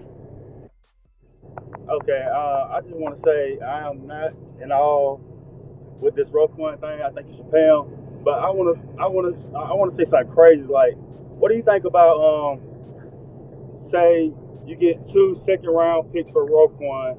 You trade Robert Quinn for maybe a second and a third. You give up David Montgomery for maybe a third or a second, and next year have a super draft. You have so much draft cap. You see how much he was able to do with just 5 draft picks this year. If you have a super draft, then you have all that cap space, and he just rebuilt this whole team from something crazy. Yeah, that's interesting logic. You're not going to get a second or third for Montgomery, though. I'll tell you that. It would be a day 3 pick. It's a fourth-year running back on a 1-year last year of his deal. So they drafted him in the 3rd. You're not going to get higher than that. Probably a 4th, I would guess, for him. As far as Quinn, you said a second and a third. I think you could get a second or a third. I don't think you'd get both. But, yeah, I mean, you could just say, you know what, screw it. We'll trade Roquan, Quinn. Anybody who has trade value, we'll just tank this season and have, 13 draft picks next year. You could go that route. But I don't get the sense they want to do that. I know that Poles wants to build through the draft, but I don't think they're just going to completely tank this season either.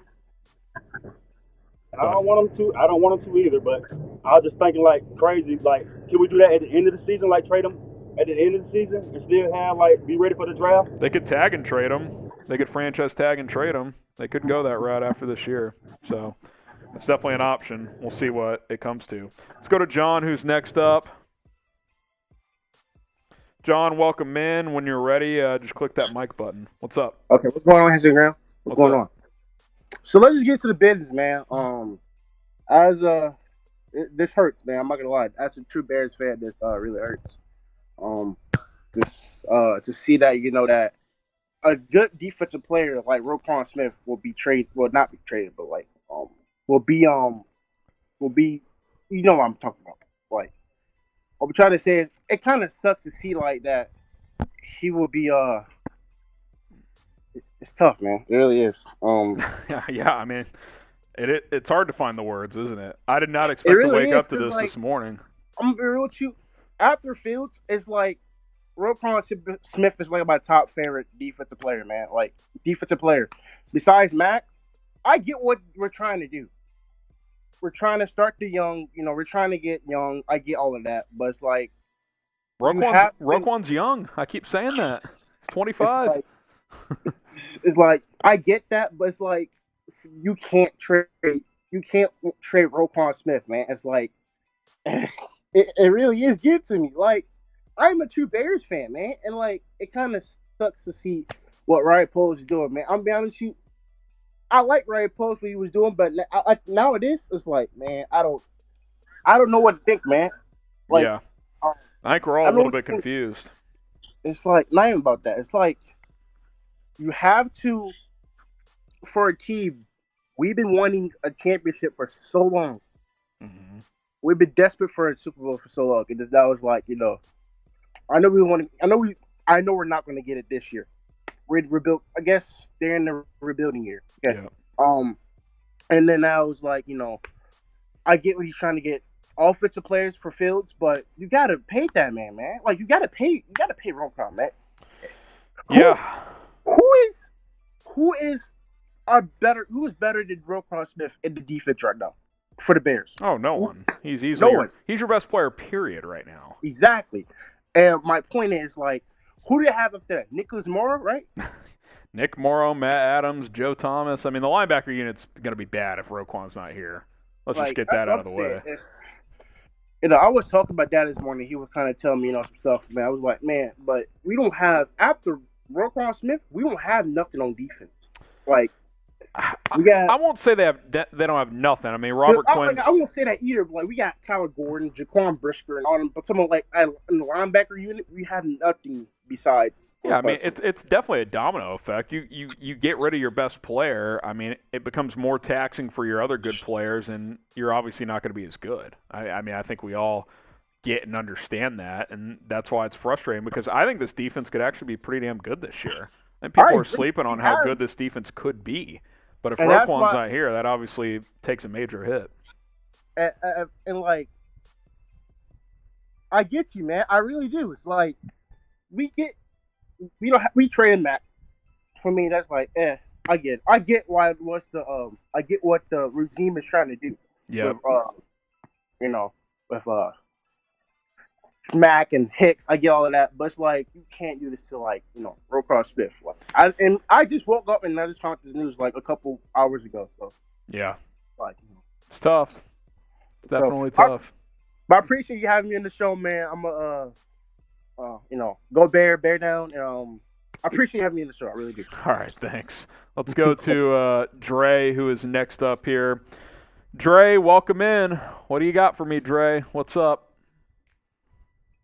Got to unmute yourself, Dre. There you go. What's up? How you doing? I'm good. What's up?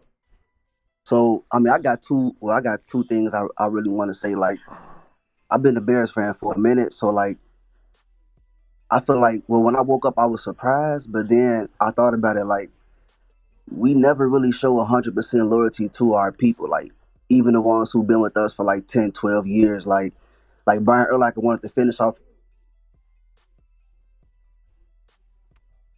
I think you cut out there, Dre. A lot older, but it's just crazy to me how, you know, the Bears, like, never show loyalty. Like, yeah, Devin Hester wanted to finish on his last year. Yeah, I mean, I think if it's a we didn't let him do that. I think it's a little different when it's a guy who's like 35, I mean, you know, and you're like, okay, like we appreciate what you've done, but we can't pay you, you know, real money at this point. But dude, this guy's Right. 25. I don't think Yeah, we've yeah, seen yeah. his best football yet. You I don't know, think so either. that's But the like, frustrating part. and my second thing was like, do we really have enough money to even pay him? Like, Oh yes, absolutely, they can pay him. they They're gonna can have pay over him. $100 million in cap next offseason. They can pay him. So Right. Yeah. So that's I don't mean, know. they It's just crazy. don't want to. It appears, at least not what he wants to get paid, which we don't know how much it is, but I'm guessing it's $20 million a year or so. But yeah, it's That'd be it's frustrating. that's enough. I mean, that's like what 4 That would years. make that would make him highest paid off-ball linebacker. I think the highest paid is 19.7. Darius Leonard. You give him 20 a year, I think he'd be happy. He deserved that too. Yeah, So yeah. You pay players like this top dollar. You just do. So I appreciate the call, Dre. More callers to get to, but appreciate you hopping in. By the way, if you guys want to add some awkwardness to this story, Bears Family Fest at Soldier Field today. Roquan Smith in attendance on the sideline. So we'll see how that goes. But he is there as the Bears are having a practice at Soldier Field today. Also awkward. Basically no fans there. So I don't know what the Bears were thinking when they planned their stadium practice at 10 a.m. on a Tuesday, but that is that situation today. All right, let's go to Paleo, who's been waiting for a while. Paleo, welcome in. Sound off on Roquan Smith on today's show, I should say. Hey, Harrison. If Roquan really does get traded, are you worried that is going to hurt team morale overall? I mean, you'd be losing essentially your main leader of the team, minus Fields, obviously. I think that's a big thing to consider here. I do think, at least in the short term, it would impact things, and you can't afford that right now because this is a team that appears to be buying into what Eberflus and his staff are preaching, but this Roquan thing, with it being a trade request, it's officially going to be a distraction now. Like, players are not going to be happy with it. I mean, think about the Jalen Johnsons of the world. He's entering his third season with the team. He's eligible for a contract extension next year. What's he thinking? He's like, are they just going to lowball me? Darnell Mooney, same thing. Are they going to lowball me? Like, if I'm one of these guys that could be up for a new deal, I'm like, obviously they want to be there for their teammates, but at some point you got to take care of yourself as well. I don't know, man. It's not a good situation, I don't think. Doesn't mean it can't be salvaged. Doesn't mean these players are, not going to. Doesn't mean they're not going to play hard or anything, but I do think it will have an impact on morale. I mean, this is their leader. Jalen Johnson called Roquan their leader early on in camp. When he was asked about Roquan not practicing, he said, that's our leader. So other people are going to have to step up. So if you don't have him there, other people are going to have to step up to the plate, and I do think people are going to be frustrated within that locker room. Yeah, for sure. And I mean, before the whole trade fiasco went down, like, Roquan seemed really all in on this new regime too. Yeah, I mean, he was the guy that debuted the new orange helmets like 2 weeks ago. Yeah. That's weird now. So it's, it feels very classic Bears to me. New regime, still unnecessary drama within the team, which is disappointing. No and honestly, I like a lot of what Poles has done. I really do. But this is the first time where I've got to question him and be like, I don't think, like, if I'm running this team, I'm not operating like this. Yeah, I overall like what he's doing too, and this is I know there's going to be people out there that want him fired already for this. That's not going to happen. I'm not sure if this would warrant firing. No, and it shouldn't, to be frank. I mean, you hire a new GM, you've got to let him run it his way for at least a couple years. I mean, that's just you made this. He's the guy you brought in. You can't, the first time a controversial decision comes into play, you can't just be like, you're not the guy. So, it's just it's a tough pill to swallow if it ends up going down this route. Appreciate the call, Paleo. Get to some more here. We got Jordan Smith on the line. Jordan, welcome in. Thanks for waiting patiently. What's up? What's up, HG? Can you hear me, man? Yeah, I got you. What's good? Hey, so I'm gonna be the bad guy, man. I love this move by Poles, to be honest, right? And to be honest, I love this tactic by Roquan, right? Doesn't have an agent, decides it's fan day, F it. I'm gonna throw the bomb out there so coach has to answer the questions, make it uncomfortable. But I love it that it's not same old Bears, because same old Bears would be make the linebacker the highest paid position, and we'll figure out offense later, right? Poles is like, no. I come from the Chiefs. We take care of business a different way. We take care of our receivers. We take care of our linemen. That type of deal. So I love it, right? Like old history, and yeah, we have all these linebackers and all these defensive players, but how many championships we have, right? Like, let's be honest. I hear what you're saying. It gets down to that. And to be honest, the Chiefs, if you're looking at draft capital, the Chiefs had got Nick Bolton, a great linebacker, in the second round last year. Yeah, you can find guys. Yeah. He's exactly. not so, Roquan, but he's a good player. Right, but if we're being honest, right, Roquan is great and all, but is he an all-pro linebacker? No. How many of those does he have on his resume, right? Like, just playing devil's advocate. I think he's a great player. I think he's probably second-team all-pro caliber. I think he's in that range. I think he's top 5 off-ball linebacker. I do hear what you're saying. I mean, look, I'm not saying the Bears should just roll over and get him whatever the hell he wants, but if they pay him Darius Leonard money, I don't think that's out of bounds, No, I totally agree. I think, right, if you put it at 20 and cap it at that's fine. But, again, we don't know the number he's asking for. But I also think, right, I love the way that the contract was structured if you looked at it. And Peter King has talked about how Ryan Poles may be a contract guru type of guy from, learning with the Yankees and all this. But he knows he has to pay Fields. He knows he has to pay Kmet. He knows he has to pay Mooney, potentially Montgomery, and some younger guys he drafts. He was leveraging that contract so it would go down each year, and I love that about that. So I love the moves. It'd be interesting to see how it all plays out. Yeah, we'll see where it goes from here. I do think Roquan still wants to be here, so maybe this is just I think he's stern message. He's at camp and been there every day, so I think that shows, right, he's still today. Bought in. He's still there money. Today. Yeah, no doubt. Thanks, AG. All right, appreciate that. Let's go to Keaton hanging out with us. Keaton, what do you got for me? What's up? All right, so got a couple things. First, I think everybody should take a deep breath, especially some of those younger fans who are saying they're going to stop being a Bears fan. Yeah, it's the Bears. It's a bit extreme. Now things change. It's been like this for how long? I mean, the franchise has kind of been poorly run, but I think this is probably just a bargaining tactic by Roquan. He did it on the family day, like you said, and he's at the family day, so obviously he probably doesn't want to be traded. You know what I mean?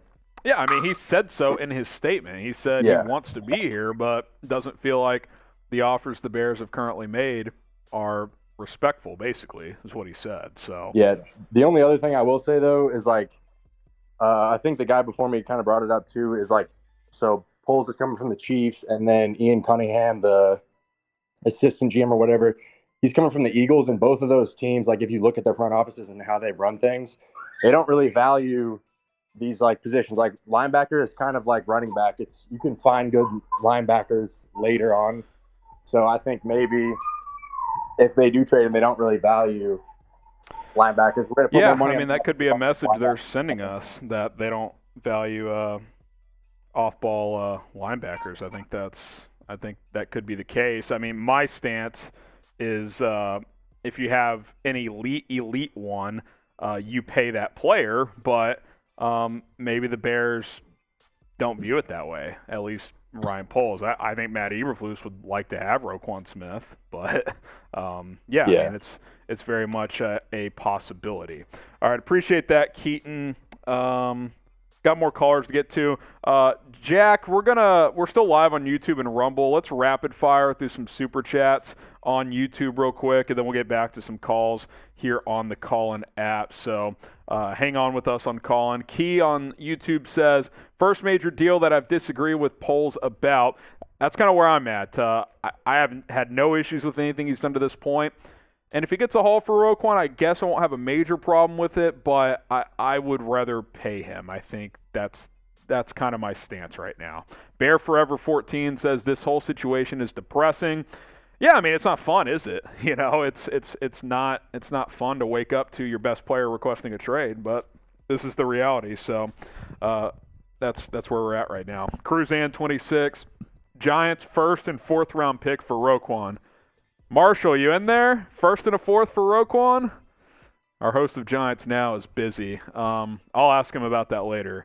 That'd be enticing, first and a fourth, especially because that first should be a top 10 pick, as Giants aren't expected to be great this year. Bear forever, again, if Poles can't find a way to keep Roquan on this team long term, he has failed this franchise. I'll pump the brakes on that. I get the frustration, but I'm not going to go that far. We haven't even seen this team play a game with this new regime, so I think it's way premature to say that. Broski Bear, I think the Bears and Roquan will reach a deal. This is a business, and sometimes it's effing ugly. Yeah, it can get ugly. It absolutely can, so there's no doubt about that. Appreciate all the Super Chats. If we get to $200 in Super Chats, I'll take another shot. We've got $187 in Super Chats right now. Get the FGBs going in the live chat, and now I'm going to hop back over to call in and take some calls. All right, Marquise back on the line here. Did we already talk, Marquise? What's up? Yep, we already talked. Oh, we just talked. My bad, man. Let me go to shit, I just went away from him. Marquise, hop back in there. I'll go back to you after Curtis. Curtis, you are now on the line. What do you got for me, Curtis? Hey, Harrison, can you hear me? Yep, I got you. All right, so I actually have a three-part question. So for Roquan, do you think that the reason they're being so, I don't know if it's really stingy, but like so conservative about it is because they want to see what he can do, even though it doesn't make sense because he's already basically proved what he can do. But do you think that Poles is like, hey, this is going to be a make-it year for you, so show me what you can do, and then I'll offer you something?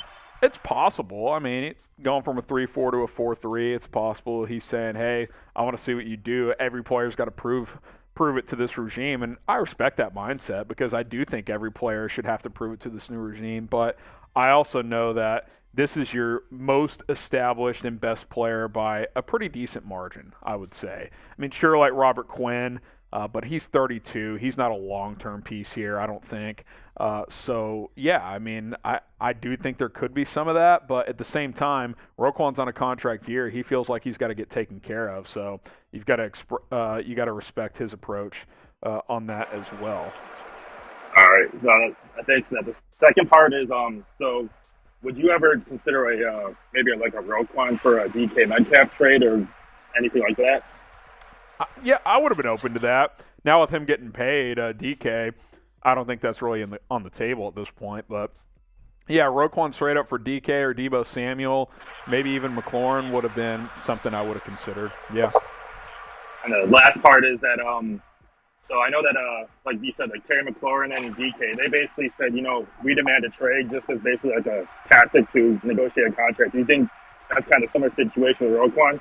We're just trying to negotiate? Yeah, I mean, I do think a lot of this is negotiation tactics. The question is, how will the Bears respond? Because when you request a trade as a player, you at least have to accept that you might get traded now. You've come to the conclusion with you and your team. I know Roquan, is repping himself or whatever, but he's clearly got people in his camp that, hey, like, as soon as I request this trade, this may result in me getting traded. So I think he has accepted that. I think his preferred outcome is to get paid by the Bears, but we'll see how it all plays out because, again, once you hit that send button, once you request that trade, it's up to the organization on how they're going to respond. Appreciate all the questions. Let me get Marquise back on. I accidentally cut him off. Marquise, apologies. What were you trying to say? Oh, no, it's all fine, Harrison. It's all fine. I had stuck in the chat just to see what some of our other fans had thought about what's going on right now, and I heard some reoccurring things that kind of made me worrisome. For one, I know a lot of people are excited about rebuilding through the draft, but let me tell you guys something. The draft is still the draft. Never know what you're going to get. You have to, like I was talking to you about, Harrison, you have to incorporate character, player skill, and then also just the fit overall for the team. And I don't think guys are realizing, like, hey, if we trade away Roquan, we're in a rebuild right now. We're extending the rebuild. Yeah. The linebacker position is a prime position, not only – and I wouldn't say it's a prime position in the league, but I would say it's a prime position for the defense because the linebackers run the defense. If you know football, you know the linebackers calls go to the secondary, they go to the front seven. The linebackers are the literal mouthpiece for the defense. Yeah. And we only have one who's been here for plus 4 years. Yeah. So let me ask you guys, everybody in the chat that's saying, all right, come, if we let go of Roquan, we might be better off. How better off would we be? Think about the free agents that we're looking at next year. Wide receiver, they're not too enticing. The big name guys probably aren't going to land. They all got paid. Yeah. You know what I mean? Like we're not getting anything out of the free agency. In the draft, it's one of those things that we're going to have to rely on the new regime to pick quality people, and we already have some quality guys. I'm okay with letting guys go, but come on, guys, Roquan. That's all I had to say, Harrison. That's all I had to say. All right, Marquise, appreciate it. Anthony Wilson next up here. Anthony, welcome in. Once you click that mic button in the bottom right-hand corner, you're good to go. What's up? Hey, man, can you hear me? I got you. All right. Hey, I just wanted to talk about the Roquan situation. And, I think a lot of people are reading way too far into it, with the whole free agency thing and getting paid.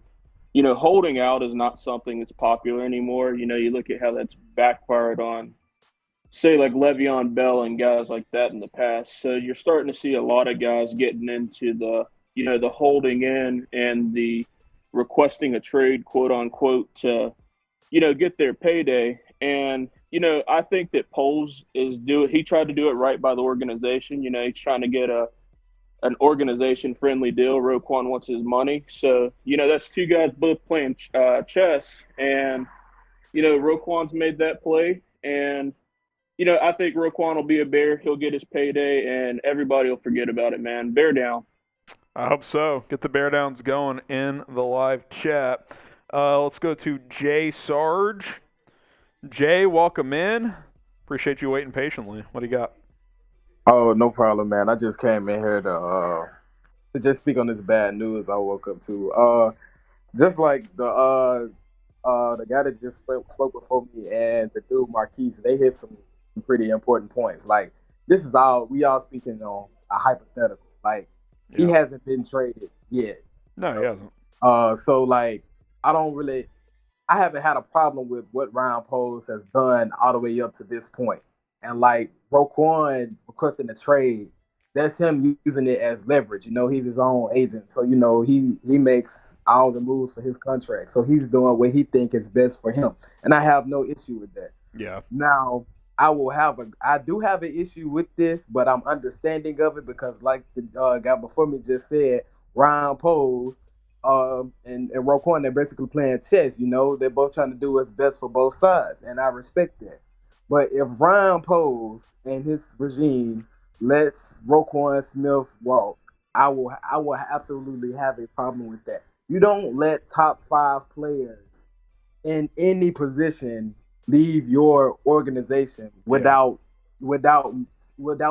at least trying to keep them. Like, I don't care what position you value, whether you value receivers, linebackers, defensive linemen, offensive linemen, QB. If you have a top 5 player at any position, you do not let that player walk, especially when it's your best player. Yeah, that's just like that's where I'm at.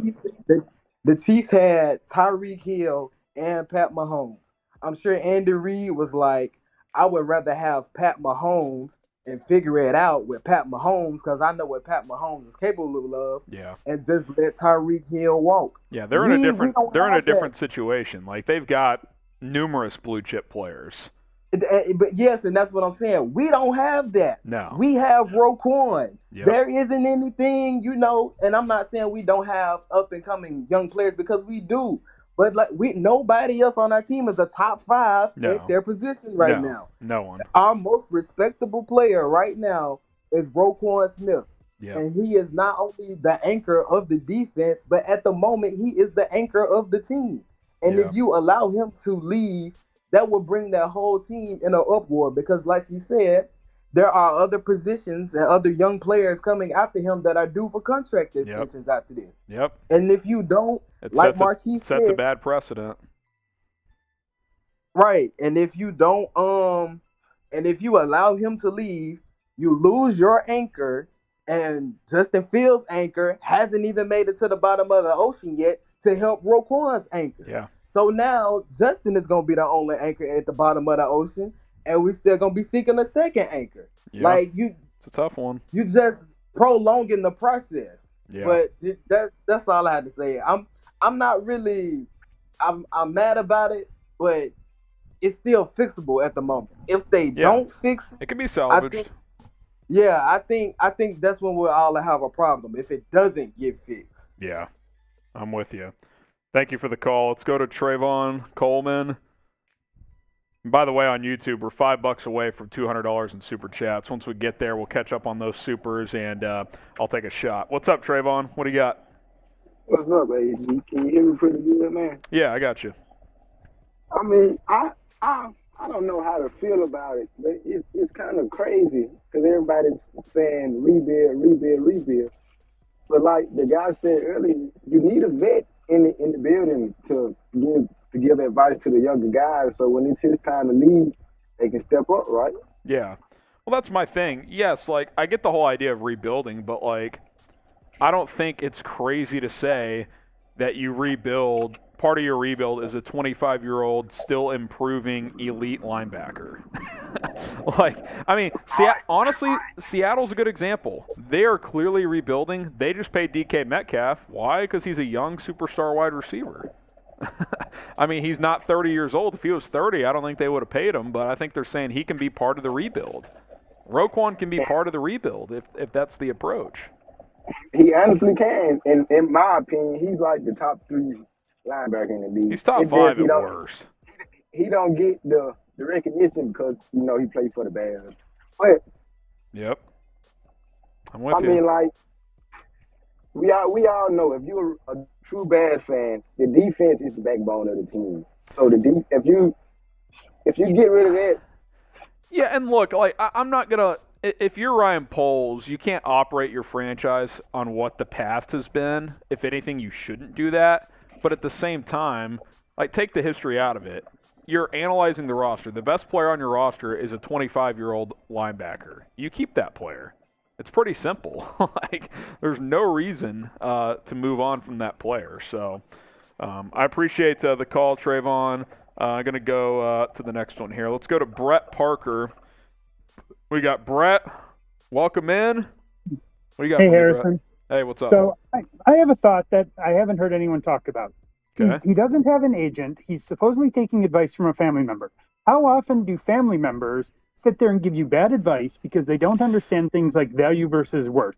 And he's going up against Poles, who is a first-time GM, and the family member could be flat out saying, you deserve to get paid, you stay stubborn, they have to fall to you because he's new. He did it during his rookie contract, same thing. If a family member is giving him bad advice and telling him to be stable because he doesn't have an agent who can correct and say, hey, this is what your value should be at and you should negotiate. At the same time, Poles might have given a lowball offer to work up a negotiation from there, and Smith just going, hey, you know what? I deserve to get paid this. I'm not budging. You budge. Yeah, I mean, look, I wish I knew what the Bears were offering and what Smith was asking for. We don't know that information, He's listening to family members. How often can family members? You see it in sports all the time. I'm with you. The family members through them. Yeah, I mean, look, if I'm Roquan, I would hire an agent to get this handled. Like, that's what he needs to do. He needs to hire an agent and get on top of this because, you're kind of seeing it with Lamar in Baltimore. He doesn't have an agent, and he hasn't gotten a new deal yet. So, I do hear what you're saying. I don't want to completely just dismiss, though, Roquan's side of it and be like, yeah, well, since he doesn't have an agent, I mean, I'm sure he's asking for crazy stuff, and, he doesn't know what he's doing. He should get paid, but I think he's being given bad advice and told that he should be paid much more than... Yeah. Because he mentioned this is bad for the whole linebacker market, which means somebody's telling him that he should be resetting the market high. Yeah, I mean, look, I said it earlier. If he's asking for $23-24 million a year, that's a non-starter for me. That's too much. But if he wants to just reset the market and be a tick over Darius Leonard and get $20 million a year, I don't really have a problem with that. If that's what he's asking for, we don't know what he's asking for. I think that's part of the problem. So appreciate the call, Brett. Let's go to Derek, who's back on the line. Derek, what else you got for me? Welcome into the show. Hello. I said it on my YouTube channel this morning that I'm a little worried for Matt Eberflus for this Bears defense without Roquan if they trade him, that they're going to underperform and that he's going to go on Matt. Yeah, I mentioned that earlier. Appreciate the call. Derek. Yeah, if you're Eberflus, what are you thinking? I mean, I'm probably a little frustrated, to be honest. Now, I don't think he's not the type of guy that's going to be pissed at Poles too much per se, but I do think he wants Roquan to be here. I think he'd rather have Roquan here than not have him here. So, yeah, I mean, I think that's there's probably a little frustration there on his side. Let's go to Patrick here. Patrick next up on the line. We'll take calls for a few more minutes and then probably wrap this up. What's up, Patrick? Patrick, you're still muted. You got to click that mic button in the bottom right-hand corner of your screen. All right, we'll go to the next call. Dominique is next up. Welcome into the show. Click that mic button and to unmute yourself. You'll be good to go. Hey, Harrison, how you doing, man? I'm good. Hey, so real quick, I gotta say, it was a rough to wake up. I heard that alert, and I saw Roquan requested a trade. It was heartbreaking, man. I just want to say this. So, you know, I defended Nagy for a long time, but even I got tired of it. I got tired of everything. I'm like, okay, cool. Bring in Poles, you bring in Eberflus. I wasn't really happy with the hiring of Eberflus. I wanted Jim Caldwell. I thought because he mapped some out around Fields, it would have been perfect. You know, no disrespect to Eberflus. I don't know much about him. I'm still doing my homework on it to this day. But I will say this. They traded Khalil Mack. Okay. Heartbreaking, but okay. I tried to be positive about it. I totally was against it, didn't agree with it. I didn't even feel like we got compensated enough. But I'm like, okay, cool. Even though Max is going to have a great year in L.A., but you lose Mack, you lose Hicks, you let go Nichols. You let go of James Daniels. You let Robinson walk. Now, Robinson wasn't going to resign with the Bears. Okay, cool. But there's still some pieces there that we could have kept. And then it's like, this is the most craziest offseason that I've ever been a part of as a fan. You know, and I've been a Bears fan since I can remember. The first time I remember watching the Bears was like 2005 when they were playing in the playoffs against Carolina. And then next year, Devin Hester comes and win the Super Bowl. So we had all these amazing, great years, all these amazing, great players. And it's like, okay, all season, we had some money. Poles actually kind of took away some of that cap by trading away Mack. Okay, cool. But at the same time, like, we could have tried to sign somebody. We don't really get Justin Fields some really good help out there. You're signing, no disrespect to any of these players, you're signing a bunch of practice squad players. And then with the Tevin Jenkins drama, I feel like they just let him get scorched through the media for the past 7-8 days. He goes up on that podium, and it's hard to even believe some of the things that he's saying. And then now today this comes out, they haven't even played their first preseason game, and it's just so much uncertainty in the air. At first I'm like, okay, I'm fired up, I'm believing in this. I've watched every post press conference. I've watched all your YouTube shows since I found you, like, I think January. I've kept up with it all the time. Like, I've just been in it because I love football. I'm a diehard fan. But after this morning, I'm starting to feel like Poles and Eberflus is going to be either the worst thing that has happened to the Chicago Bears in history, or maybe this might be a great turnaround, but losing a guy like Roquan, I don't agree with that. I feel like you got to pay that man. The Bears are already disrespected in the league. The players are disrespected. Roquan should have been a Pro Bowler at least twice. He hasn't been named to that, but he's been named to 2 All-Pros. You don't just get named to 2 All-Pros for no reason. Pay the man. Now, I hear that $23-24 million, maybe that's a little bit of pushing it. But 5 years, $100 million, make him, $20 million a year. Highest paid. Come on, man. He's earned that. You got it. And then it's like, who's going to be your centerpiece around your defense if you get rid of Roquan? Robert Quinn? I love Quinn, but he's 32, man. It's nearing the end for him, you know? Yeah. Jalen Johnson, Kyler Gordon, Jaquan Brisker, they're rookies. They're young, but they're not as polished as Roquan. So I just don't agree with him, man. But I wanted to know your thoughts on, what I just told you.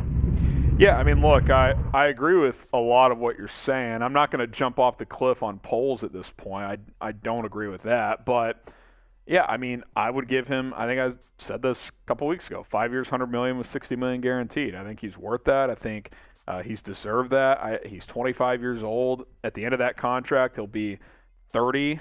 And then, you make a decision then if he gets another deal or if you let him walk at that point. But you don't let blue chip players walk in their mid-20s. You just don't. Not that trading him would be letting him walk, but you're not keeping him either. And I think that would be a mistake. I really, really do. Okay, we got Mike. We got a few more in here. I'm going to get to people who haven't had a chance to talk. Mike, What's up? Welcome in. Sound off on today's show by clicking that mic button. What's up? Hey there. I was just calling to talk about how I think that Justin Fields, at the end of next year, if he's not the number one player in our team, we're doing something wrong. I think that Roquan is a great player, and I think he is worth $100 million a year. But, if he's going to go offense, let's go offense. If we're going to trade Roquan, let's go get a solid left tackle, Tunsil or, something, some compensation, and give Justin Fields the best chance to be the number one player on our team. Yeah, if I'm trading Roquan, if it's draft pick compensation, it needs to be at least a first. If it's player, it needs to be a really good offensive tackle or a really good receiver. Yeah. And it's like, I understand that it's upsetting. It is upsetting at first, but we don't know what's going to happen, and I feel like Poles I felt like he made a few minor mistakes, but I'm not in his job. I think that, going back to Larry O failing his physical, I think that, all these things are adding up. And at the end of the day, if you're going to get rid of all your key players on defense, you better put Justin in a position to be successful. Yeah. That's all. I'm with you, Mike. Appreciate the call. Let's go to Levi here. Levi, welcome to the program. What's up? What do you got for me? What's up, Harrison? Hey. I guess I just, looking back on this offseason, I don't really see what we're doing. Like, I understand that we've had some failed physicals with Ogunchobi. We're trying to build around Fields, but if we don't come out around Field, I guess I don't see, because I'm sorry, I'm just a bit frazzled, but the way I see it is that the main point of this is exceeding Fields, or like getting him to be the best way he can be. And a lot of teams that do this, get their young quarterbacks to the best way they can be, is building a defense around them, take the pressure off, getting wide receiver offensive weapons. I know we have a lot of cap space next year, but what receivers are out there next year? Juju, DJ Chark. Yeah, it's not a great and crop. turn the linebackers. Yeah. What is there after Roquan if we don't pay him? It's just, I guess I don't really see what the new regime's doing. Well, I think a lot of what they're doing, and you kind of alluded to it, and I appreciate the call, a lot of what they're doing is resetting the books. I mean, trading Mack, cutting Cohen, Trevathan, all these guys. You're taking on all this dead cap money for this year, but you're trying to position yourself financially for the future. So I do get that, but paying Roquan versus trading Roquan doesn't impact that. Like, if you pay him, it doesn't have to change anything for the cap this year. It doesn't. It does not have to. So, I think that's what they're trying to do, position themselves financially for the future, but you can pay Roquan and still be in a very good position moving forward financially. So, we'll see what they ultimately do moving forward. All right, we got Nate. I don't think he's been on yet. Nate, welcome to the show. What's up? What do you got for me?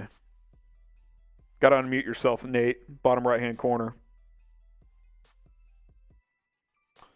All right, let's go to Bart. We got Bart on the show. What's up? You hear me, Bart? Okay, you guys got to be ready to go. He hopped on right as I cut him off. Let's go to Stan. You guys got to be ready to go here. Stan, welcome into the show. Click that mic button and we'll get you on. What's up? Good morning, Harrison. TCU, what's going on, man? Go Frogs, baby. What's up? Go Frogs. I had somebody in high school that was a TCU fan. Oh, there you go. Hey, yeah, couple things here, though, too. Poles, his main thing was to bolster the defense. His first two picks were based off of not going offense and making the defense better rather than going offense. So you cannot tell me that Roquan was not in the mix when he made that decision. Pay this man. Yeah. Give him his flowers. Let him do his thing. Yep. So that was my first thing. He just got to do it. it's not the same team without Roquan. No, I'm completely with you. I mean, I said earlier, if Roquan was 30, I would totally agree with this approach to not want to pay him top dollar. But he's 25. I mean, he's the same age as Velus Jones Jr., who you just drafted. You were comfortable drafting him. You're not comfortable paying Roquan Smith. Exactly, your best player, and it just right now, again, there's a lot of chess pieces being played, things like that. The second thing is that this is a new regime. I get it, but there's a lot of history with paying the wrong people. You paid Trevathan. We should have kept Kwiatkowski. I hope that he knows what he's doing, but if he lets go of Roquan after making your pick for your first draft around defense and you let your first defensive player go, that's not going to look good as a Bears fan. Not at all. It's going to be questionable, that's for sure. Let's go to the Ghost here. The Ghost, welcome in. What do you got for me? Hey, what's up? What's up, Harrison? First of all, I want to say thank you. Thank you for making Bears content year-round. I appreciate that so much as a Bears fan and also as a content creator. Now, first of all, Bears fan base, check it out, man. Why y'all doing all this crying, man? Stop crying. This is a whole new regime. He has no allegiance to any of these players. True. Except the ones that he drafted. Yep. So stop crying. This Roquan Smith guy, he came in his rookie year with this same holdout crap. Lost his damn playbook, got it stolen or whatever. Got this TikTok girl claiming rape on him, and now he's doing the same crap again, going on social media, making us look bad. Talking about, they can't do it. It hasn't been smooth sailing from the beginning, that's for sure. Yeah, so cut it out. So y'all act like y'all reading a damn Fabio novel or something. You got no bromance with this guy, man. If he doesn't fit the culture of what Eberflus and Poles want, then that's it, man. He don't fit the culture. He gonna pay this man, and moreover, he should get a damn agent. He should get an agent. Just like Brett said, he should get a damn agent. He should get an agent. I do agree with that. Stop all the crying. That's why guys like that idiot Don Berg come on try to laugh at you because you guys sit up there and cry about somebody, man. Which he can easily get replaced, get some draft picks from the guy. He don't want to be here, take your ass on. But anyway, thanks a lot, man, for making that Bears content. Keep up the good work, bro. Hey, thank you. Appreciate the call and appreciate the passion. All right, who in the caller queue has not been on? I don't think Brandon has. We'll go to Brandon. Brandon, what's up? Welcome to the show. Hey, Harrison, can you hear me? Yeah, I got you. All right, so I'm paraphrasing here. Earlier in this offseason, after minicamp, was Eberflus not quoted saying that Darius Leonard missed a game and it was next man up and we didn't miss a beat? Is there a possibility that Eberflus doesn't really care if Roquan's there because he has that up next mentality and pushes I wouldn't say he doesn't care. And I think there's a difference between Roquan sprained an ankle, he's out 3 weeks, next man up, versus he's not on this team. We've got to fill that void for 17 games. You know what I'm saying?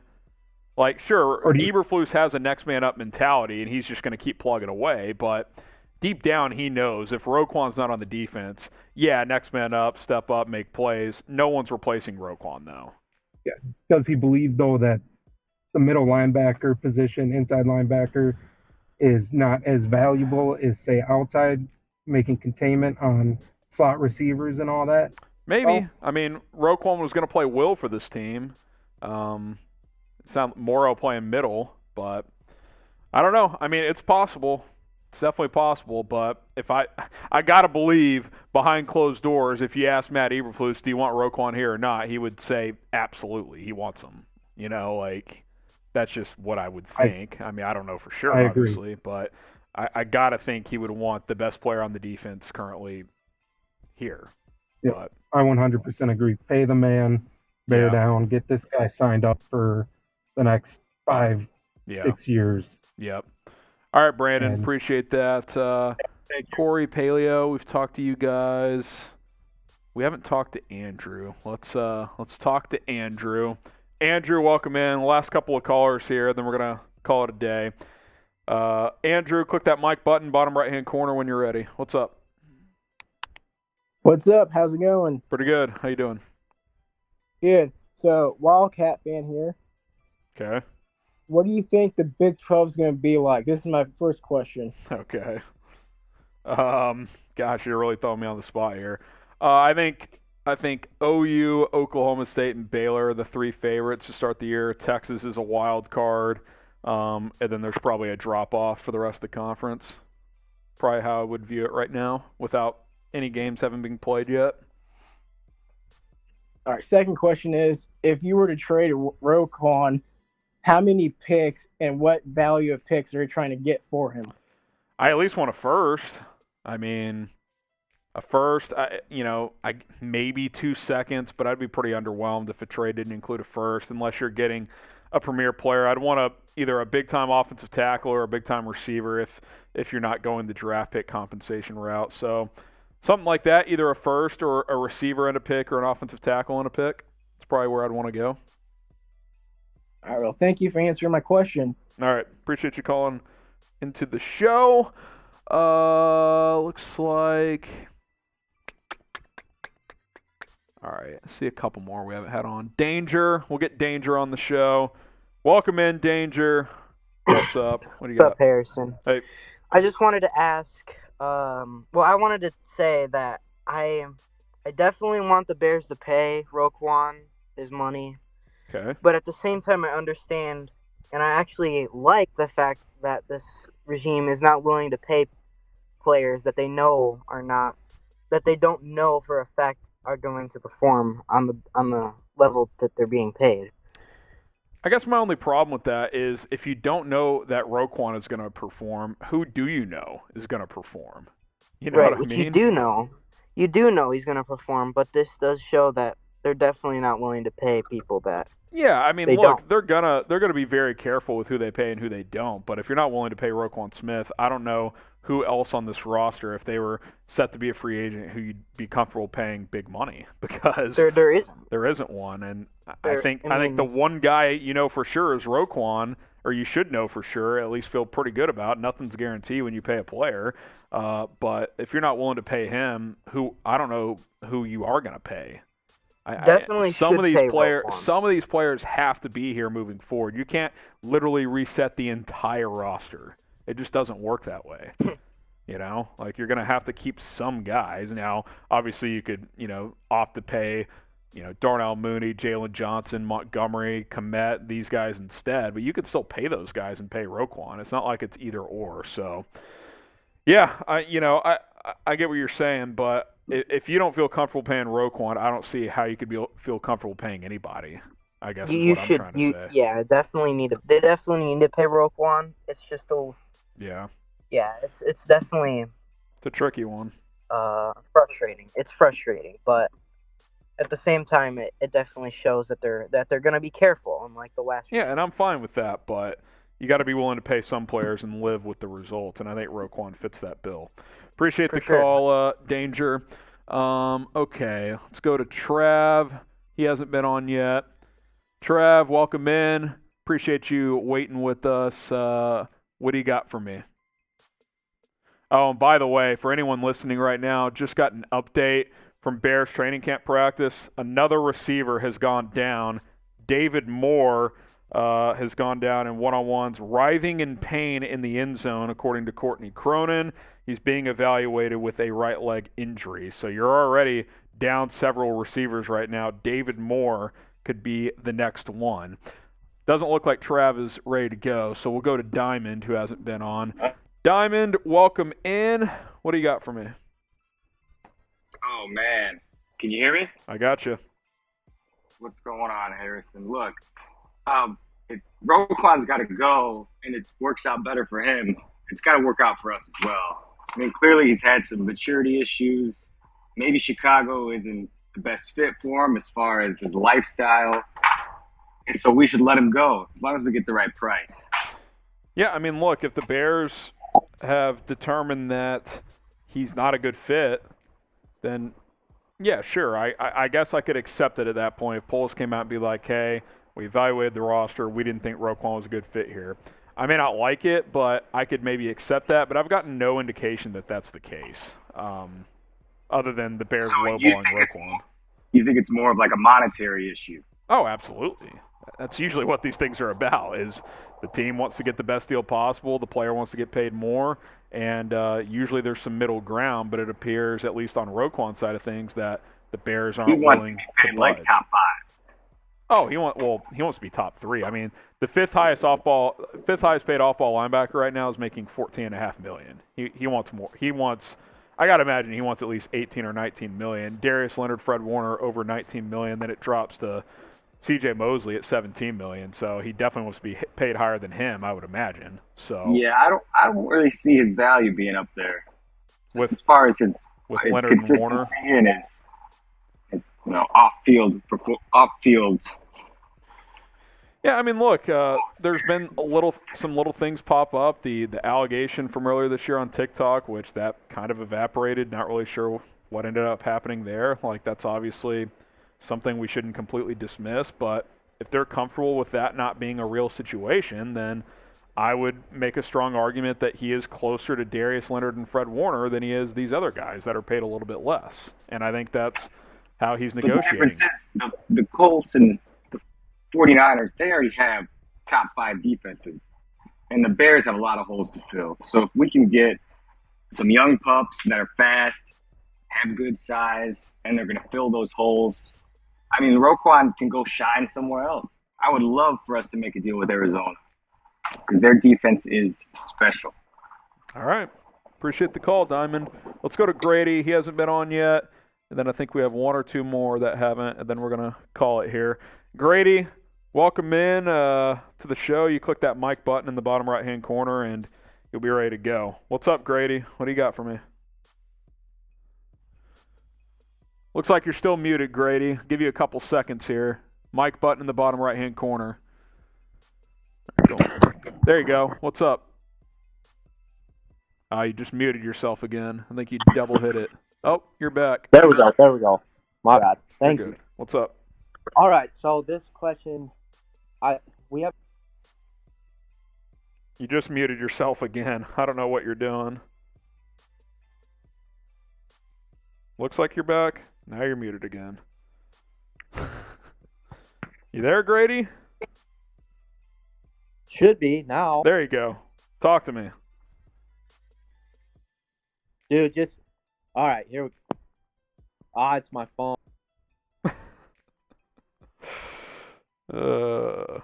One more try, Grady. All right. We gave it our best shot. Oh, he's back. Final shot? If it goes, it's my... Yep. Yeah, we'll see ya. All right, let's go to Jocks. Jocks, let's see if this goes smoother. Welcome in.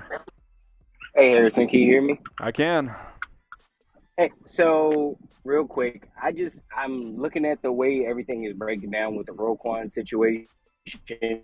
Yep. And I remember in the press conferences not too long ago, Poles was talking about how it could be very sensitive when the player is representing himself, and it makes it a little bit harder to negotiate. So I'm looking at the situation like they offered him an initial contract, and Roquan felt offended by it, which is why now he feels like he's requesting a trade. And I just feel like everybody's overreacting, and I feel like they're going to get a deal done before training camp ends. I hope so. I mean, very possible. I definitely think this is a bit of a negotiation tactic by Roquan, but the Bears can also be like, our price is our price, and that's it. So, I mean, time will tell. We got about a month until week 1. But in the same situation, it's like they still have the option where this is his 5th year. He's still under contract. Yeah.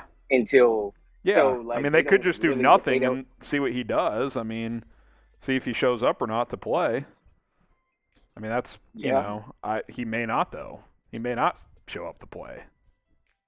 That's true. That's the risk you take. It just feels like everything is going to work itself out. This is just like every other star player that asked for a trade this whole offseason, and they turned around and got a new deal. So I just feel like the same thing is going to happen with Roquan. I hope you're right, Jux. I hope you're right. Let's go to Lucas. Lucas, welcome in. And then hey, Harrison, can you hear me? We got Austin, and then we'll sign off. All right, Lucas, what's up? How you doing, man? I'm good. All right, so this is just total speculation. Let's see how you think about this. If the reason why maybe Poles is hesitant to extend Roquan is, well, for one, he's not a Darius Leonard. He's not a Fred Warner. So maybe he's hesitant to pay him that much money. And also, the Bears are looking for team players. And if he's not willing to take the money that they're giving him, maybe Poles is saying, well, then you're just not going to be part of this team because you're not a team player. I want to hear your thoughts about that. I mean, it's possible. I mean, maybe the Bears' approach is, oh, you're not even willing to practice. Why would we negotiate? But this isn't a unique situation. This happens all the time in the NFL. Right. So, yeah, I mean, I would argue he is being somewhat of a team player. He's at camp. He's not holding out away from the facilities. I mean, hell, he requested a trade today, and he's still at the practice at Soldier Field at FanFest. So, you know, I think he's saying, I want to be a good teammate. I want to be here, but I don't want to risk injury while I await a new contract. I think that's how he's operating. Obviously, the Bears would like to have him out there, see how he plugs and plays in this new scheme under Matt Eberflus, but he did do OTAs in minicamp. Sure, that's not pads, but he was out there for those. I feel like for the most part, Roquan's actually operated pretty fairly, to be honest. And I think now he wants a new deal, and the Bears aren't willing to pay him what he wants. So we'll see what the next steps are, which is why he requested a trade. Put it out there publicly. I think he wants to be in Chicago. I think he's made that clear. It's up to Ryan Poles to respond now, see what he does. All right, thank you. All right. Austin, we're going to end it on you. We've talked to everybody else, I believe. Austin, welcome to the show. If you click that mic button in the bottom right-hand corner, you are good to go. What's up?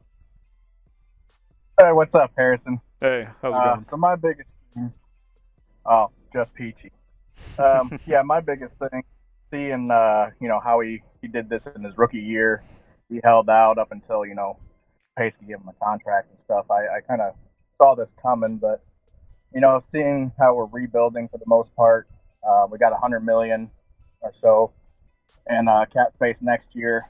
I can see him. I want him to stay, but I understand what Poles is doing. So it's kind of a weird situation, but I could see him, letting him go since we're rebuilding. There's no really sense to pay off-ball linebacker who doesn't hit the quarterback, $20 million a year or so. So it's kind of 50-50 for me. Yeah, I mean that's been a semi-popular stance today, I would argue. I think the most popular has been just pay the man. Second most has probably been like, off-ball, you're rebuilding, let's just trade him. I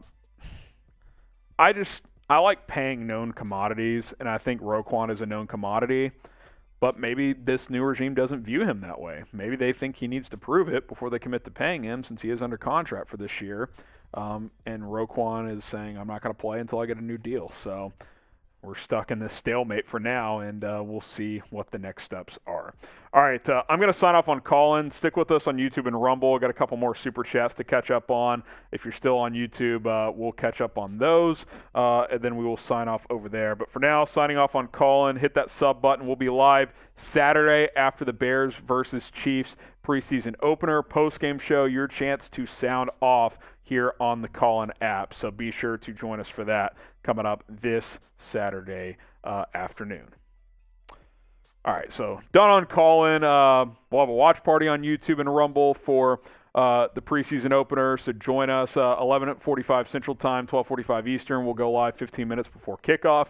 And then kickoff at 1 Eastern, 12 Central Time for that. So be sure to subscribe, turn on notifications. Let's get a couple more super chats here. Key M78 says, take a breath. Poles has been measured so far. Yeah, he's been very measured. And, as the morning's gone by, I think I'm a little more leveled out about it. I still think they need to pay him. I think Roquan wants to be here, though, so I don't think the bridge is completely burned. We just got to wait and see what the next steps are, what Ryan Poles and this front office do from here. Glock here, appreciate the $5. What's a way our Bears fans can protest against this trade so the front office can figure this out right away? We need to do something as fans. Go to the preseason opener Saturday and say, put some pay Roquan signs up. I don't know. You could go to the practice that's going on right now. Might be wrapping up here in a little bit, but you can let your voice be heard, do a pay Roquan chant. But, yeah, I don't know if that's going to really make an impact. Glock here again. We need to storm Hallis off the Bears spam. Don't do that. Let's not storm Hallis Hall. Let's be reasonable people here. Okay. It's been a busy morning. Longer show than I expected. Appreciate you guys for tuning in. $3 away from $200. Almost got that second shot for you guys. If someone sends one in the next, say, 30 seconds, I will take a shot. Otherwise, we will sign off. Roquan has requested a trade. He is at Soldier Field today for Bears Fan Fest. I'm sure that is nice and peachy and not awkward at all. But you guys have been awesome. Please subscribe if you haven't already. Follow us on Rumble as well. Shout out producer Jack for hanging out with us this morning. He is here as always, so appreciate his fine work. By the way, news coming out of FanFest, David Moore carted off the field. Not good. So another receiver has gone down for the Bears. They are now down N'Keal Harry, Byron Pringle, Bayless Jones is still day-to-day. He's not practicing today. And now David Moore as well. And Dante Pettis is out. So 5 receivers are injured at the moment. So getting thin at a pretty important position. All right, I'm Harrison Graham. You can follow me on social media at HGrahamNFL, both on Twitter and Instagram. Appreciate you guys for tuning in, both here on YouTube and Rumble and on Callin. We will see you guys soon here on Chicago Bears Now.